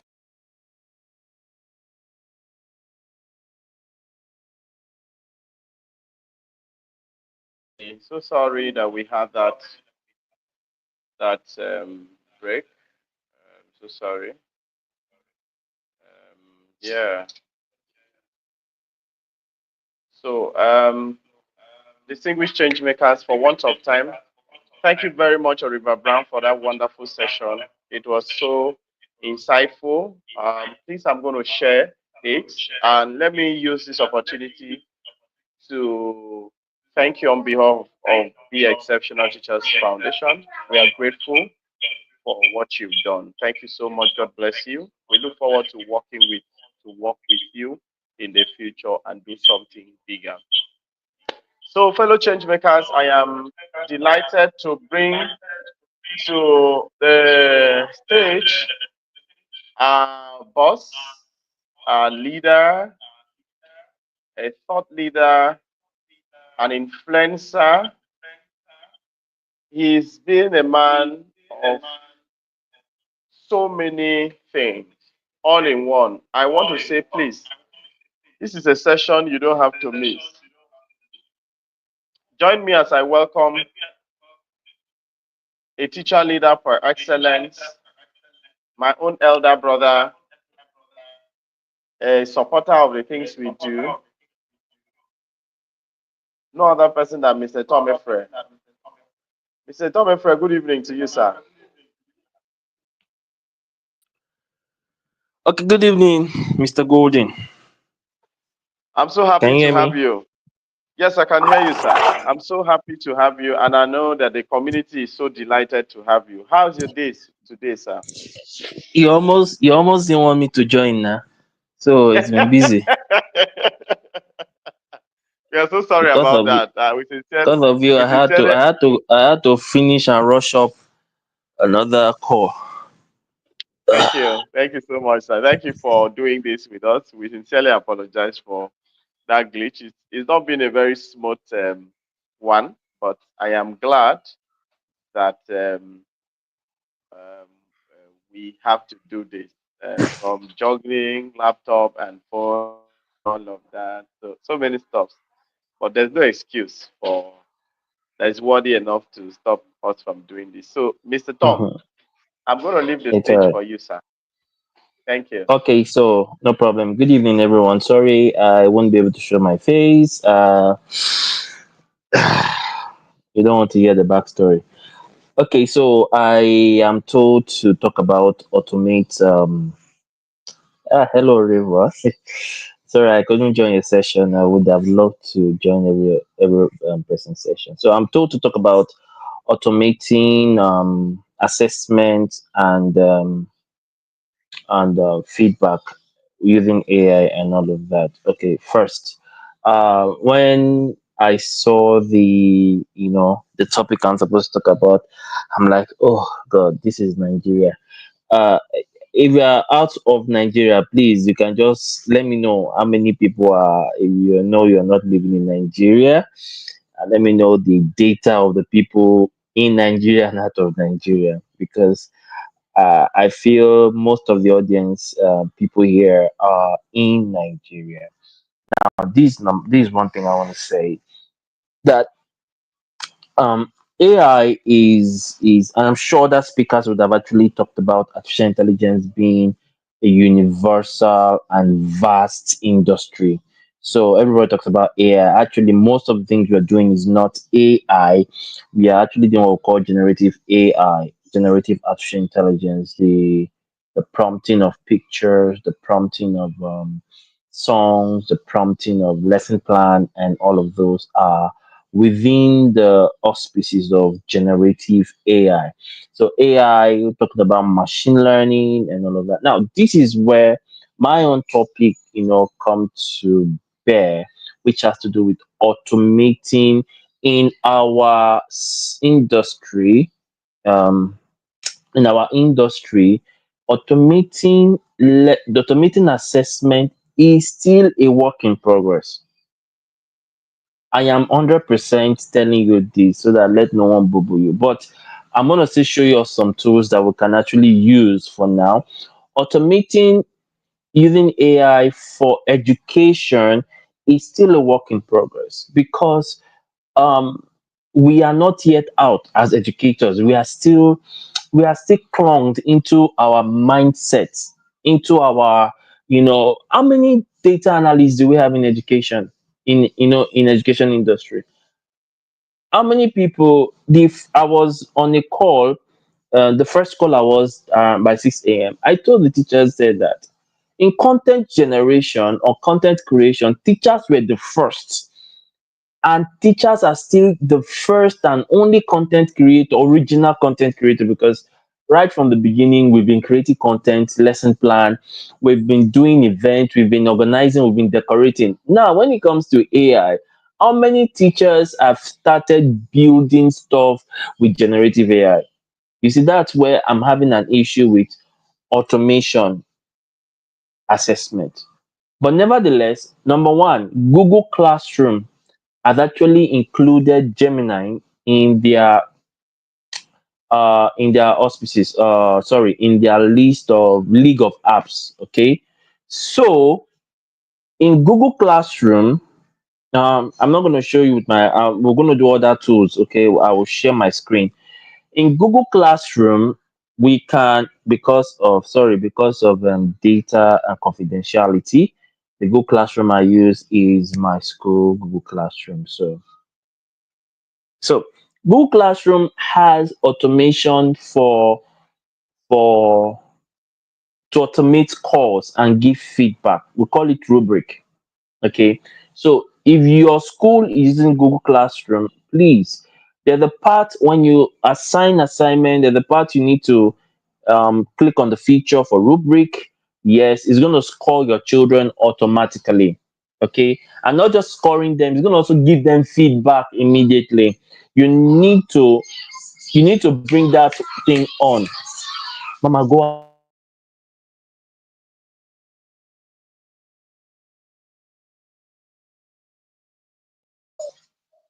Okay, sorry about that. So you need to bring that, set it on. Number two, if you're an online educator, maybe freelancer, so we're going to be using this tool called Quiz. Quiz. Let me see where to share my screen.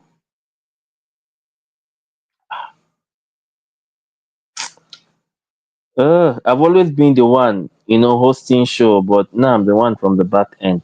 So, Mr. Joseph, please, the feature for sharing of screen is not enabled from my part.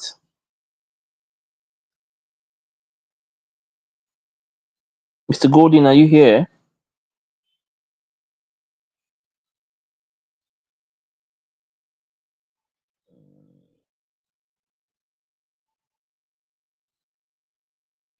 Hello, Mr. Golden.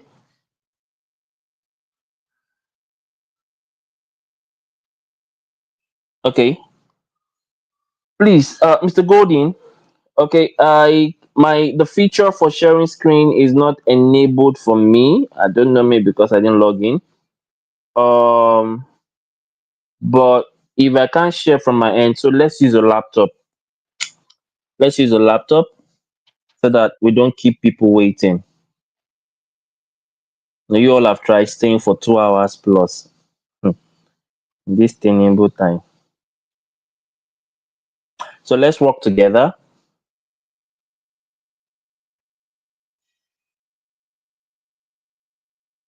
Okay, so I hope you all can hear me. I've been trying to read. I don't know. Though I've not been seeing chat. I've not been seeing maybe their feedback, but I hope, I trust that their feedback coming in. We can't see the laptop, sir. The screen, rather. Okay, it's coming up now. Okay, thank you. So let's go to QUIZZ.com. QUIZZ.com. This is for freelancers. It's also for schools. Okay. Quiz.com is for freelancer because I noticed that many educators are actually doing tutoring, and everybody want to teach in dollars. Well, okay, so you want to teach, so you can be paid in dollars and all of that. So this is one of the tools whereby you can actually grade assessment, automate assessment, and get, and and give feedback. So Mr. Joseph, quiz.com. Let's try to see how to go around it. Then the number two tool you can also use, and this is actually AI for educators. It's a freemium tool. When I say freemium means it can be free. It's actually free, but they are other upgraded level. So quiz.com, very good. Now you can see that this is the the PC mode. It's quite different from the mobile mode. So when you do quiz.com, you can create a quiz from the first one. You can have more than 300, you can see 300 participants. You can generate your quiz using AI. Normally, what would have done is I would go to ChatGPT or DeepSeek. Of course, I can't. Everybody has talked about ChatGPT. I'm not sure nobody had actually come here and not talk about ChatGPT, because that's actually the father of all AI, generative AI for now. So, um, so you need to sign up first. You need to sign up. So, Mr. Joe, sign up for this. That should be by the tail end.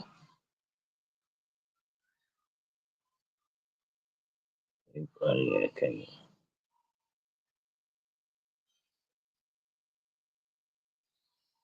Okay, go up. It seems your network is still rebooting.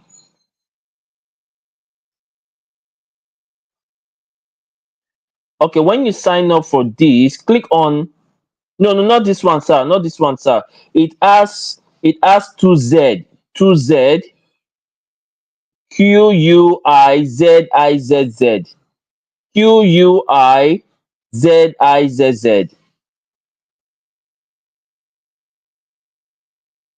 QUIZIZZ.com. The quizzes. Oh, Sammy. Now what for you?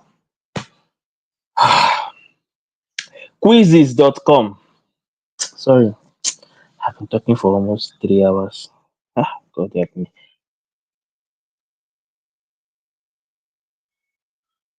I'm gonna drop it in the chat.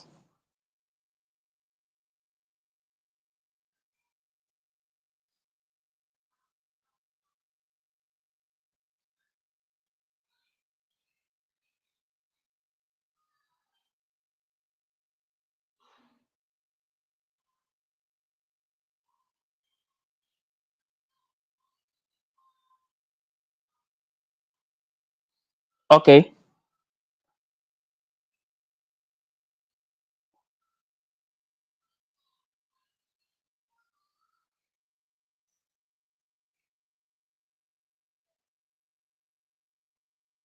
Okay, so When we go to quizzes.com, Mr. Joe, you're my EA now, so you need to be very fast though.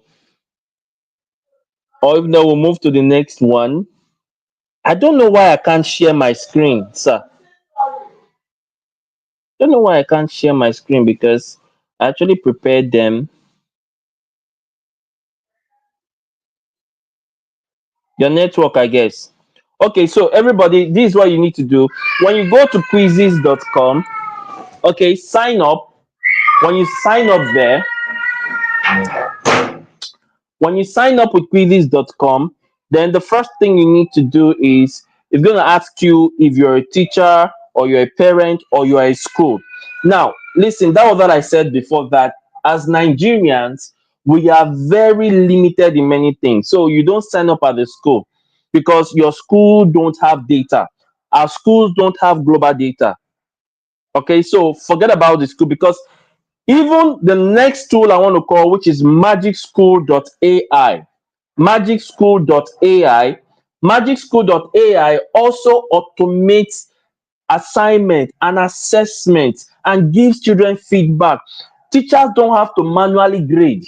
They don't have to grade, but you can only use that on a personal level. So please write magicschool.ai. Magicschool.ai. That's number 2 tool. Number 3 tool in automating, and they have also included AI in their site, is Kahoot. If someone is hearing me, at least the person should be writing that so that we have them on the screen for me, please. We have them. We also have Kahoot. But I'm going to tell you the one that we can use very well and everybody can use very well, and that is Google Form. But please listen. To talk about automating assessment and feedback, okay? But before we go to Google Form, and I'll show you the trick on how to use Google Form as a CBT and as to get feedback and all of that. In feedback for AI, this is what you do. I'm going to use DeepSeek. I'll use DeepSeek or Gemini. Now, like I said, I can't even. So this is what you do. When your children or when your students, they give you their book for grading, you can snap it. When you snap it, you send it to any of the AI tools, either ChatGPT, either DeepSeek. Very good. Thank you very much, sir. So the first thing you need to do, you go to sign up. When you go to sign up, just sign up, and please do as personal. Okay, personal, so that you can be able to use it. Now, one thing I love about this quizzes.com is it's going to be public.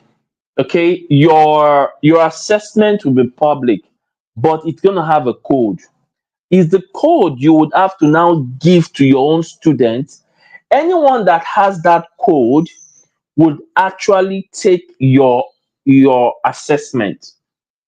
And don't forget, the assessment has already been programmed.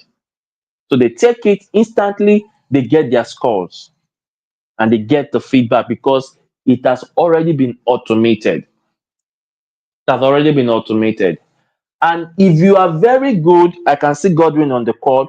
If you are very good with tech, you want to play your hand on something, there's also an automated tech tool that you can use for anything, even in your school. It's called make.com. MAKE, make.com. Please, I need feedback. Are you getting these tools I am mentioning? Please, I want to. Okay, the comment.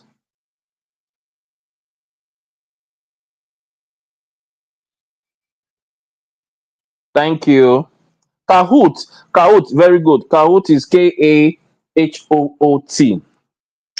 Make.com. In make.com, you can automate anything you want to automate, and it goes with trigger. That means if a child writes fine, FINE, it marks while you're sleeping and all of that. But I will tell you, please spend time on YouTube. With these tools, I'm saying, I'm sorry, I've not been able to do practical, and I'm sure Mr. Joe's network is actually giving us an issue. Okay, Mr. Joe, please, let's leave that. Let's go to the simple one anyone can use. The simplest of it is Google Form. I was talking about feedback, right? And I said, okay, when you want to give feedback to your children, your students, snap their stuff, snap it, upload it on ChatGPT or DeepSeek or Gemini, and ask it for feedback. Not just asking it for feedback, ask it to personalize their scores. Ask it to personalize what they do. And trust me, you have feedback given. When you use magicslide.com also has Google Classroom in it. Yes, it has Google Classroom automatically to it. So now you can, but I'm sorry, I am sorry, Nigeria is happening to us. Nigeria.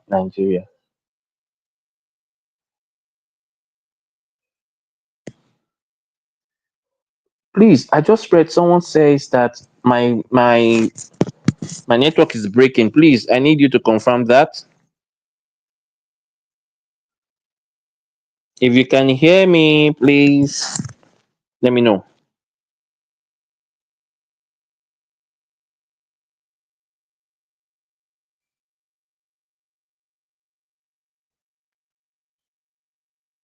Please, I want to know if my audio is still very good. So we continue.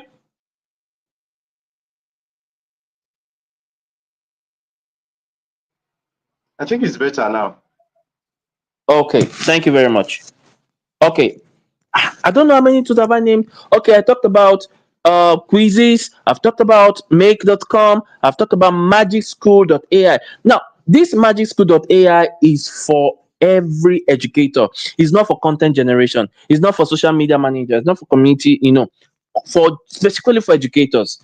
Magicschool.ai. It has everything you need. Everything you need. And the next one that actually works for educator is called this, man. I love this. EduAid. EduAid. EduAid is spelled EduAide. Just go on Google and type EduAid AI. EduAid AI. You don't need to go to ChatGPT to ask for assessment. You don't need to go to ChatGPT to ask for lesson plan. You don't need to go to ChatGPT to ask for worksheets. EduAid will automate and give you everything pertaining to education. That is my go-to AI stuff. I'm giving you my secret now. You see what ChatGPT and Gemini, DeepSeek, they are mostly for content creators. So they didn't have you in mind. They didn't have teachers in mind. Okay, so that's why most of their responses and output are generic. When we say generic means everybody uses it. Everybody has the same answer. Everybody has the same fluff. If you are good with ChatGPT, you'll know what I just said. Yeah. So, but the Magic School, the EduAid, and we also have Learned dot, I think it's learned.com. Learnt, yeah, Learnt. So go on Google and type Learnt AI. Okay, so now quickly, lastly, let's talk about how to create a CBT. You don't need to buy software, any expensive software. You need to use what you have.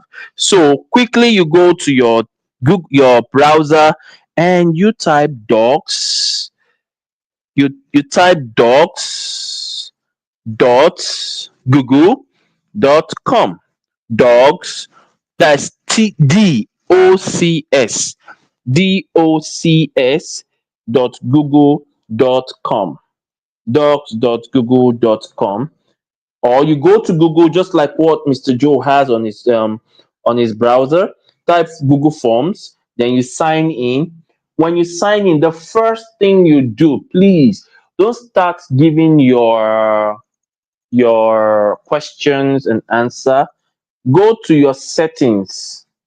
When you go to your settings, then type, then on the feature, there's a feature called make it a quiz. So click on that feature, because Google Form is naturally for collecting data.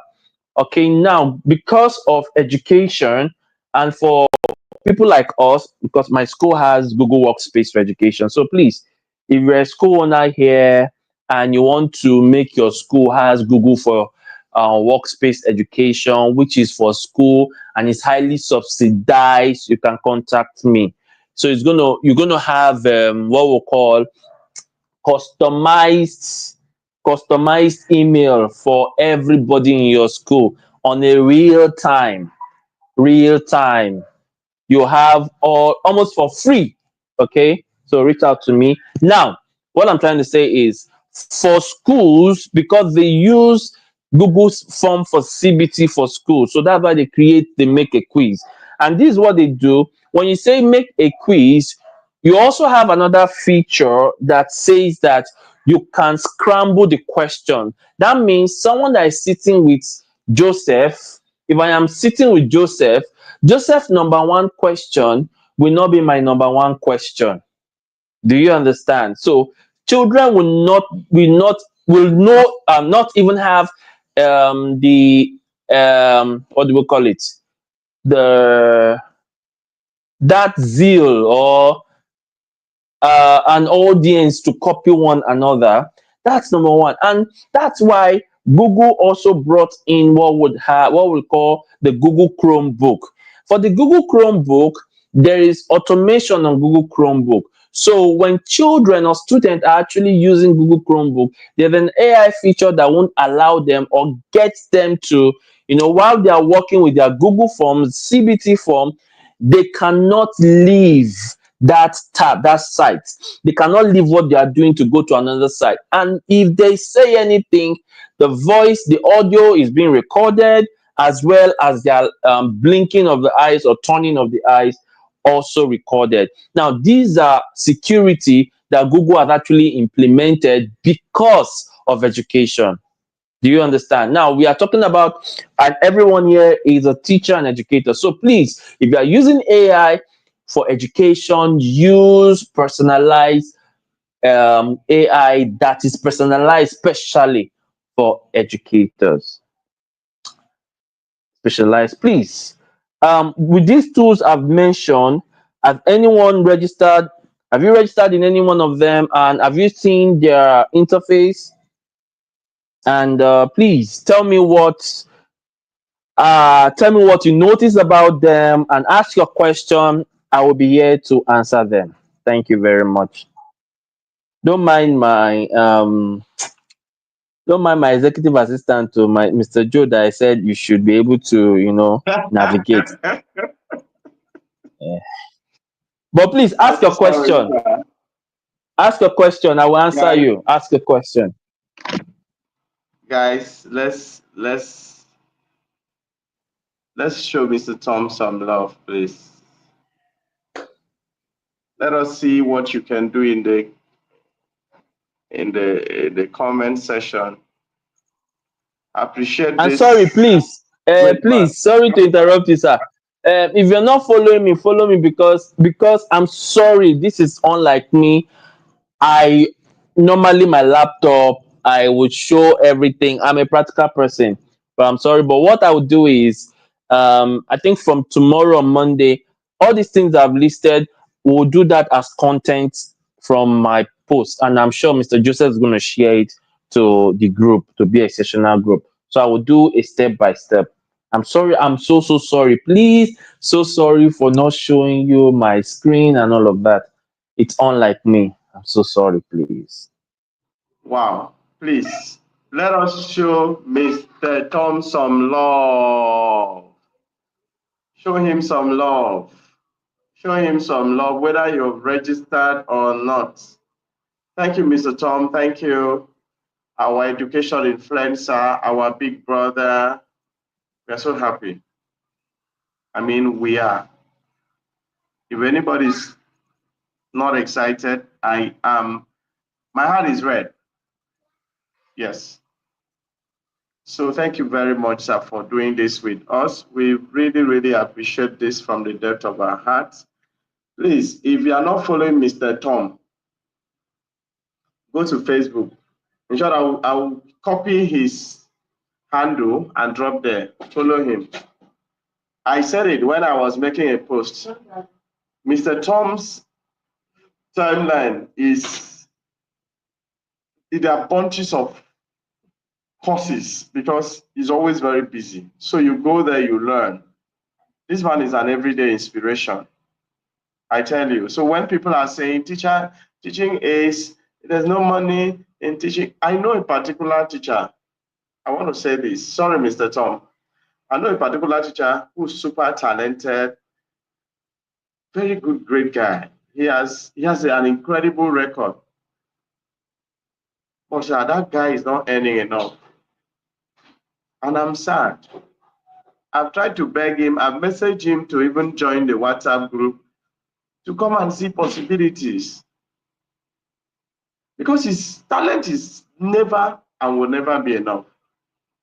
Sincerely, if the world was governed by talent,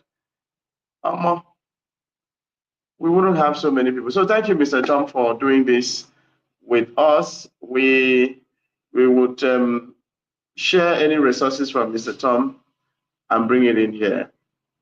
Lastly, we are glad that this phenomenal teacher is staying behind. Nyagno Benson. How are you, ma?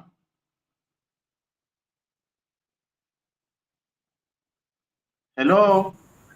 Good evening, sir. Good evening, everyone. Yeah. I'm doing Good great. evening. Thank you. All right, good to have you. So let me quickly say this. Yeah. Mr. Tom trains teacher.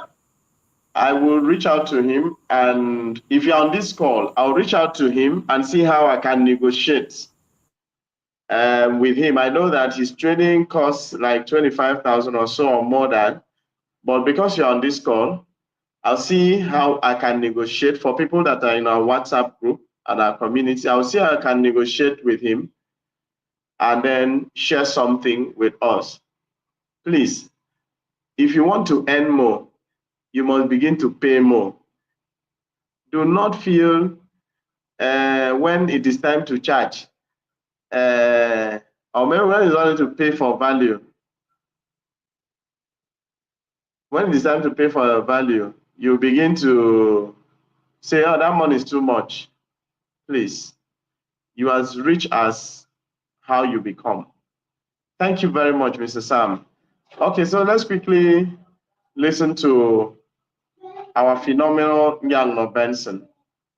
I'll step back and allow you to take the stage. Please, 15 minutes. Thank you.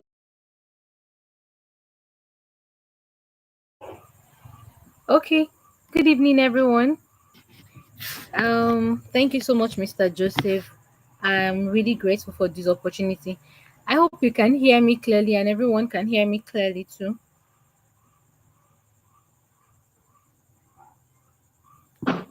Yes, we can hear you. Can I go ahead? Can you hear me? Please go ahead. Yes, I can hear you. Okay. So, thank you, Mr. Joseph. Thank you to the other facilitators too, because they've really made, this session really easy. In fact, my 15 minutes is going to be 15 minutes because every other facilitator has actually shared a whole pure teaching with artificial intelligence. I want to thank Mr. Sam Efre most especially because Mr. Sam Efre and River Brown, because they took time to elaborate on how to use generative AI and how we can be very useful in the classroom. So I'm supposed to I'm to show us how to use the artificial intelligence, the AI tools to create lesson notes. Okay, and before I talk about that, I know we've learned a whole lot in this session, But there's one problem I have with a whole lot of teachers, and that is the the I cannot do it mentality.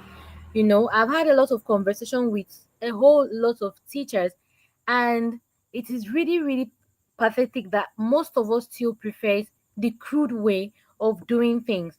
A good example is last term when I sent my mock what's it called? My mock,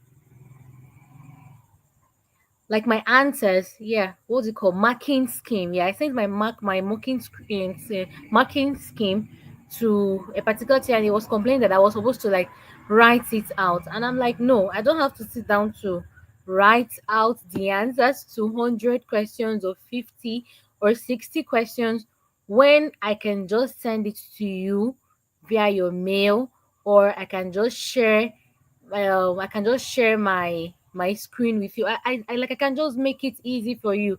So that's just the problem I have with most teachers. Most teachers are still there complaining about not being able to use all these tools. Why?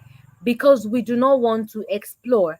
You do not want to you do not want to leave your comfort zone. And that is why it is still that way for most teachers. You need to leave your comfort zone. It could feel a little bit stressful when you're starting, but then when you get soaked into it, you're going to enjoy it, and you're going to be getting results from it. Now, over to making notes of lesson. Note of lesson is probably one of the things I think 95 or 90% of teachers do not like. And I'm not going to lie about it. I am one of those persons. I do not like writing notes of lessons. Sometimes I just feel it could just be scrapped out, but no, it can't. It is one of those things that helps us to, you know, learn to, because as teachers, you ought to learn, you ought to be prepared, you ought to be ready to dish out the value you have. So your note of lesson is that resource that has all the needed ingredients that can make your teaching very impacting. But now there's a stress. Sometimes I used to wish we could just write the content of the lessons alone, but then you have the different steps that makes our notes of lesson depending on the school. My school has, where I work, they have their own pattern of writing notes of lesson. I work in Port Harcourt, so they have like their own pattern. When I was working in Akwa Ibom, we had our own pattern too. But then, regardless of all the patterns, regardless of um any measures that you're using to write your note of lesson, artificial intelligence tools can actually help make that work very easy. I would have loved to show us how to use the EduAid um, that Mr. Sam had mentioned, but I'll quickly just show us how to use ChatGTP to create your note of lesson quickly. So I'm going to share my screen. Okay.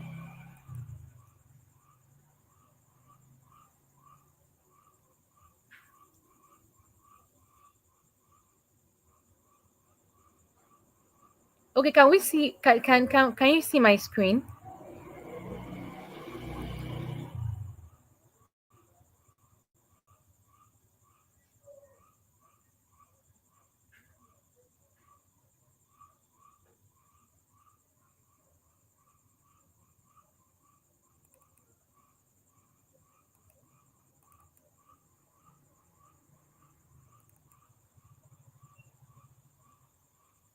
Can you see my screen?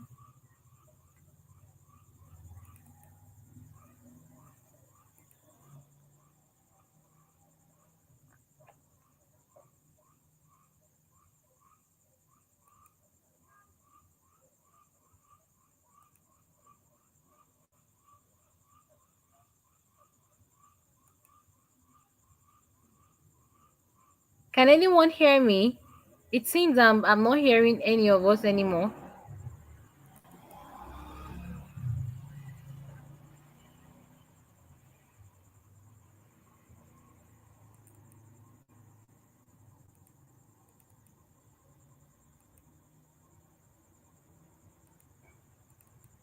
Mr. Joseph, can you hear me? Yes, I can hear you. Okay, I'm trying to navigate the screen. I've not actually used it before, so I'm trying to get to my screen to actually type. So how do I do that? Mr. Joseph. So simply, go to the tab. Go to the tab where the original, not the tab where go to the original tab where your browser is. Leave the screen you are sharing. Go to that place and type from there. You would Oh, okay. actually pop up here. So leave the screen where you are sharing. Go to your original tab and then type in from there. Okay. Yeah. Okay, so can everyone see me typing? Let me be sure.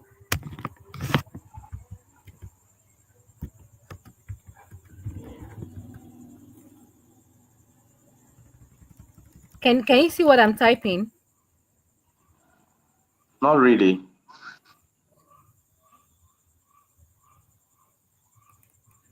Sorry. That's fine.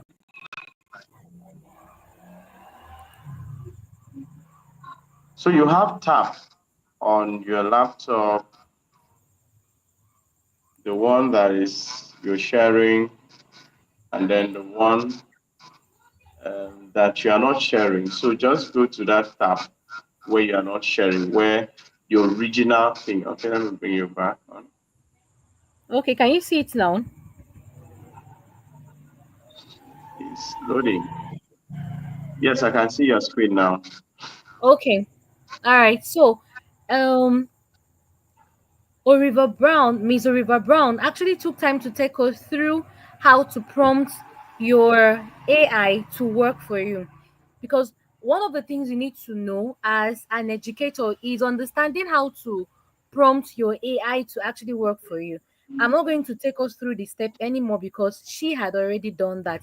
The truth is, you also like communicate with your tools like you're communicating with a human. That's why it is called artificial intelligence. It is built with machine languages, human machine languages, and that's how it works. For example, if you can see my screen under my chat, this is my chat GTP. I have already like um communicated or prompted my ChatGPT to work the way I want it to work. I don't just randomly ask for anything at any place. Why? Because I have trained it to understand everything that has to do with me. For example, if you can see my screen, you're going to see where I have me. That's like my personal life or things that are quite personal to me. I could just go in, like, if I want to do anything that has to do maybe my content creation, um, I could just ask personal question. I could just come here. I have a foundation I'm volunteering for called INEAC. So everything that has to do with INEAC Foundation, I just come here and I type it here. Anything that has to do with education, I created like folders, and that's how it works for me. So anything that has to do with education, I come over here. Anything that has to do with my science, I'm a science teacher, so I teach mathematics and science. So anything that has to do with my science, I come over to my science assistant. That has to do with my English, anything that has to do with maths, I just create them that way. And so my AI friend understands all of these things. If I want to write my note of lesson, I will not come to INEAC, I won't come to me. I'll just move directly to education, and that's where I am going to prompt much. If I come here to education now, if I open up to this place now, um, I can ask anything from here.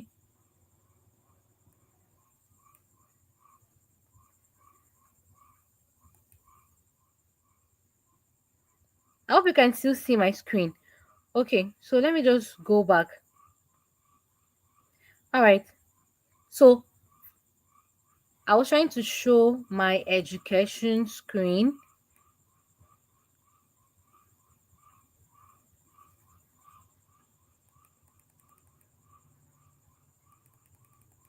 Sorry, feel my system is hanging.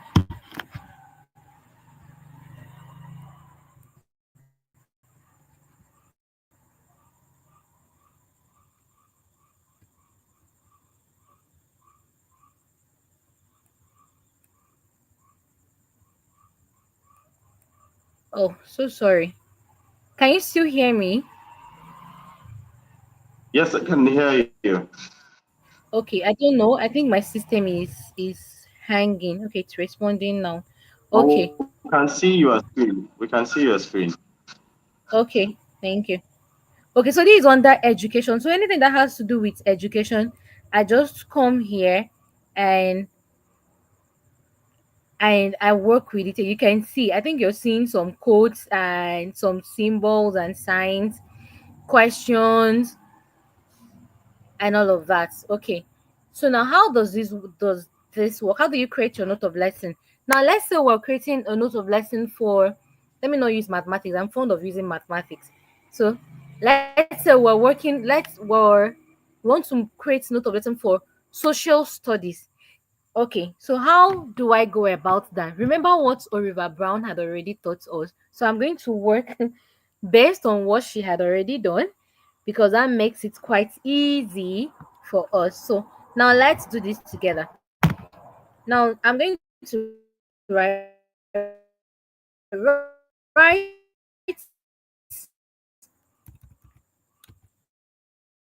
create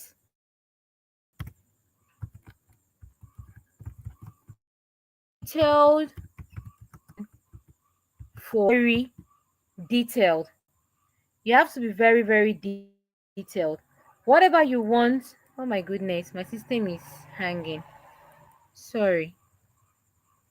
Or is it network?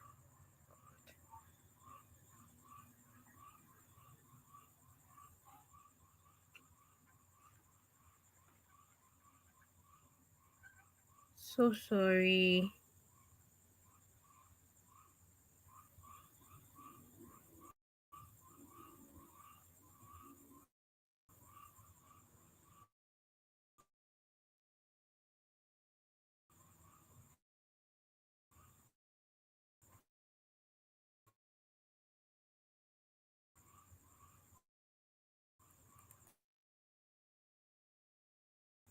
Can you still see my screen?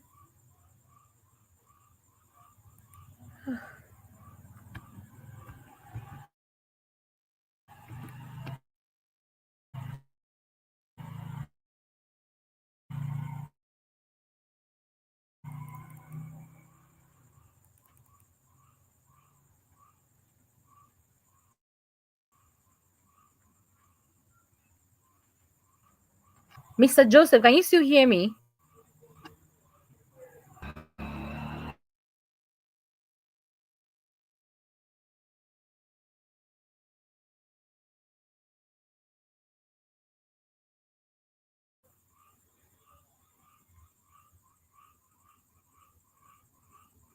Can anyone hear me?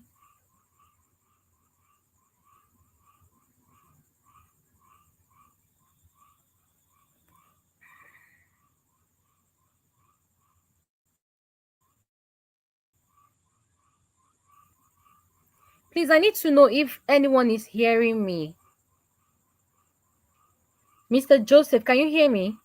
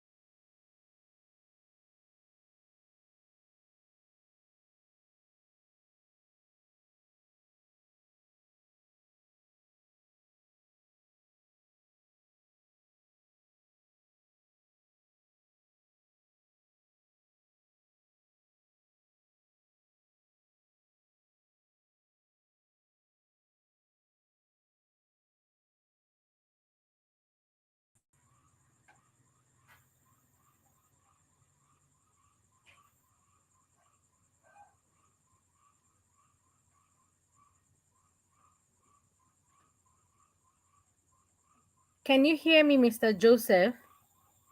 Yes, please. Oh, okay. Yes, yes, I can hear you. Okay. So sorry. Network is quite terrible. Yes, I know. Let me see if I can just quickly show us. But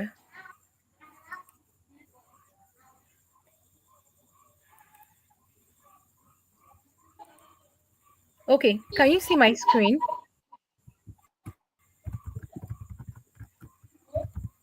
Yes, I can see.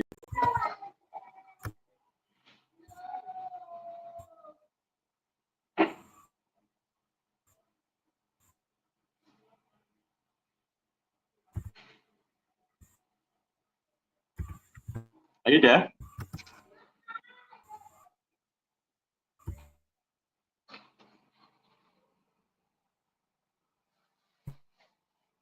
Are you there?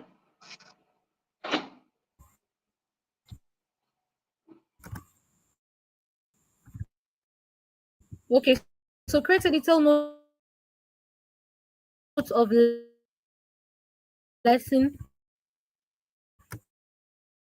for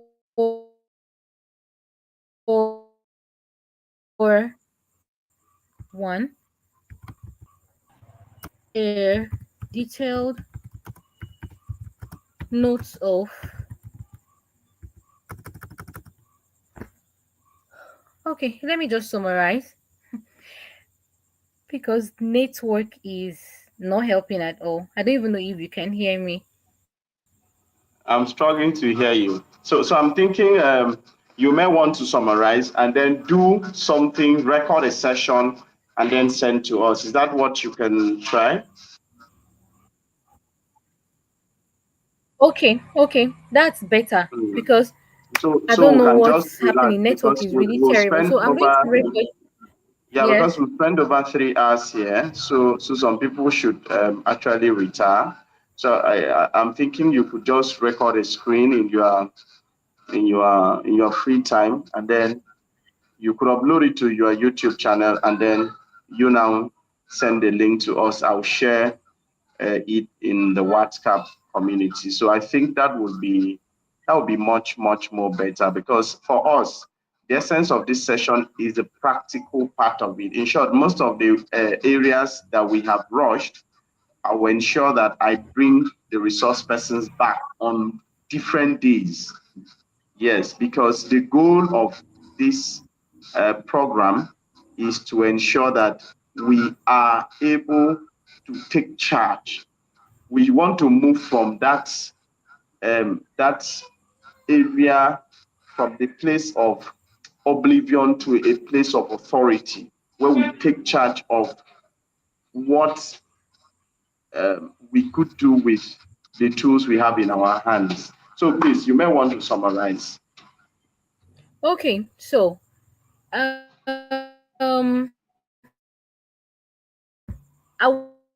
would have loved to show us the steps, but since network is really terrible and then we've spent such a long time going to do the needful. But one thing I would love to tell us as educators, you do not need to relax. There's no room for lukewarmness. Just pick up all of these tools and explore. The main essence of education is to impact learners, make is to create the leaders that we're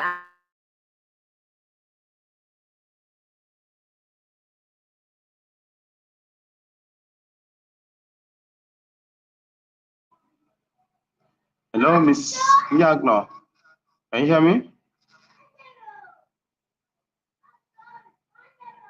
All right, I think Miss Nyagno is still just battling with want network. This is just Nigeria. want Nigeria. Can you hear me? to be there. Can you hear me? Okay, so this is Nigeria happening to us. So, fellow change makers, let's not keep you for long. Thank you, Ms. Yangno. Please, I understand that you are battling with network, and I would suggest that, like I had said earlier, you can just do something, record it, then put it on your YouTube channel, and then share the link with us. In that way, it will be more better, more detailed, and then something that is quite transformative. So thank you very much for your time with us. Thank you, fellow change makers. Thank you so much. Please, you can as well invite people to join our WhatsApp platform. The goal is to ensure that we level up our teaching with AI, and we are going to do that as much as we can. I was supposed to take a session, but I'll pause. We'll find a very suitable time. Let's keep sharing. I'll share opportunities on our platform where you can get certified within some minutes or an hour, so that you begin to add this. I want to be sure that we are building an intentional portfolio for ourselves, right? What makes you a global teacher is how you are able to, what I want you to add to your experience, what I want you to add to your portfolio as a teacher. So I am a village teacher, but I go global. I go global, right? Because you talk of Microsoft, I have a certification from Microsoft. You talk of Google, I have a certification from Google. You talk of Canva, I have a certification from Canva. You talk of which one again? So you see, that's what makes me, those certification already makes me a global teacher, right? So I can authoritatively say, I am a global teacher, and I say it with pride, right? I don't need to travel to UK, but here am I. So thank you everybody for showing up. Thank you guys for showing up. I really appreciate. Please engage in the comment section. Let us see your review. I am going to open our WhatsApp platform. I'm going to open the WhatsApp platform to allow people to share your reviews. I will really appreciate. Please go to social media, take a snapshot, make a post, tag me, tag Be Exceptional Teachers Foundation on Facebook and on LinkedIn. We want to hear, want to read your reviews. Please don't forget to subscribe to our YouTube channel. This session is entirely free. Please, but do us a favor to subscribe to our YouTube channel. You can invite people to come to our channel. There's a lot of resources, and they are all for free. They are all aimed at empowering teachers. You'll see Branded or Stranded, where we have Teacher Chike last year. So it's all for you. It's all your resources. So we look forward to doing this together. I already personally have something amazing which I'm going to tell this community. I'm going to share with you. Seriously, we are going to share that. It's an exciting opportunity that will be very transformative, an opportunity that will bring more visibility to you, an opportunity that will open you up to earning more, because my interest is to see teachers earn more, right?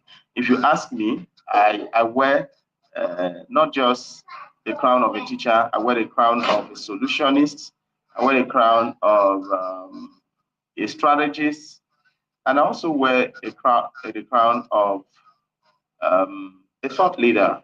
So all of that put together has really defined my practice, has really defined who I am as a teacher. So thank you, everybody. I really appreciate your time. I look forward to doing this with you. Please tell people about what we are doing here in the Be Exceptional Teachers Foundation. Yes, as we progress, we're going to know more. We're going to get to connect more. Please feel free to reach out to me on WhatsApp, on Facebook, and let's connect more. And LinkedIn, I am there, and please, I know it's already late, so I want to allow you guys to go have a pleasant night rest. I'm not seeing the comment section moving. I don't know if you are still there, but if you are there, please say a word or two to us at the Be Exceptional Teachers. We'll really appreciate it. And it will make us smile, right? Yeah, thank you guys. Thank you for doing this with us. We are really grateful. And we are saying, God bless you. Be that teacher that is going to lead with love and not with lesson.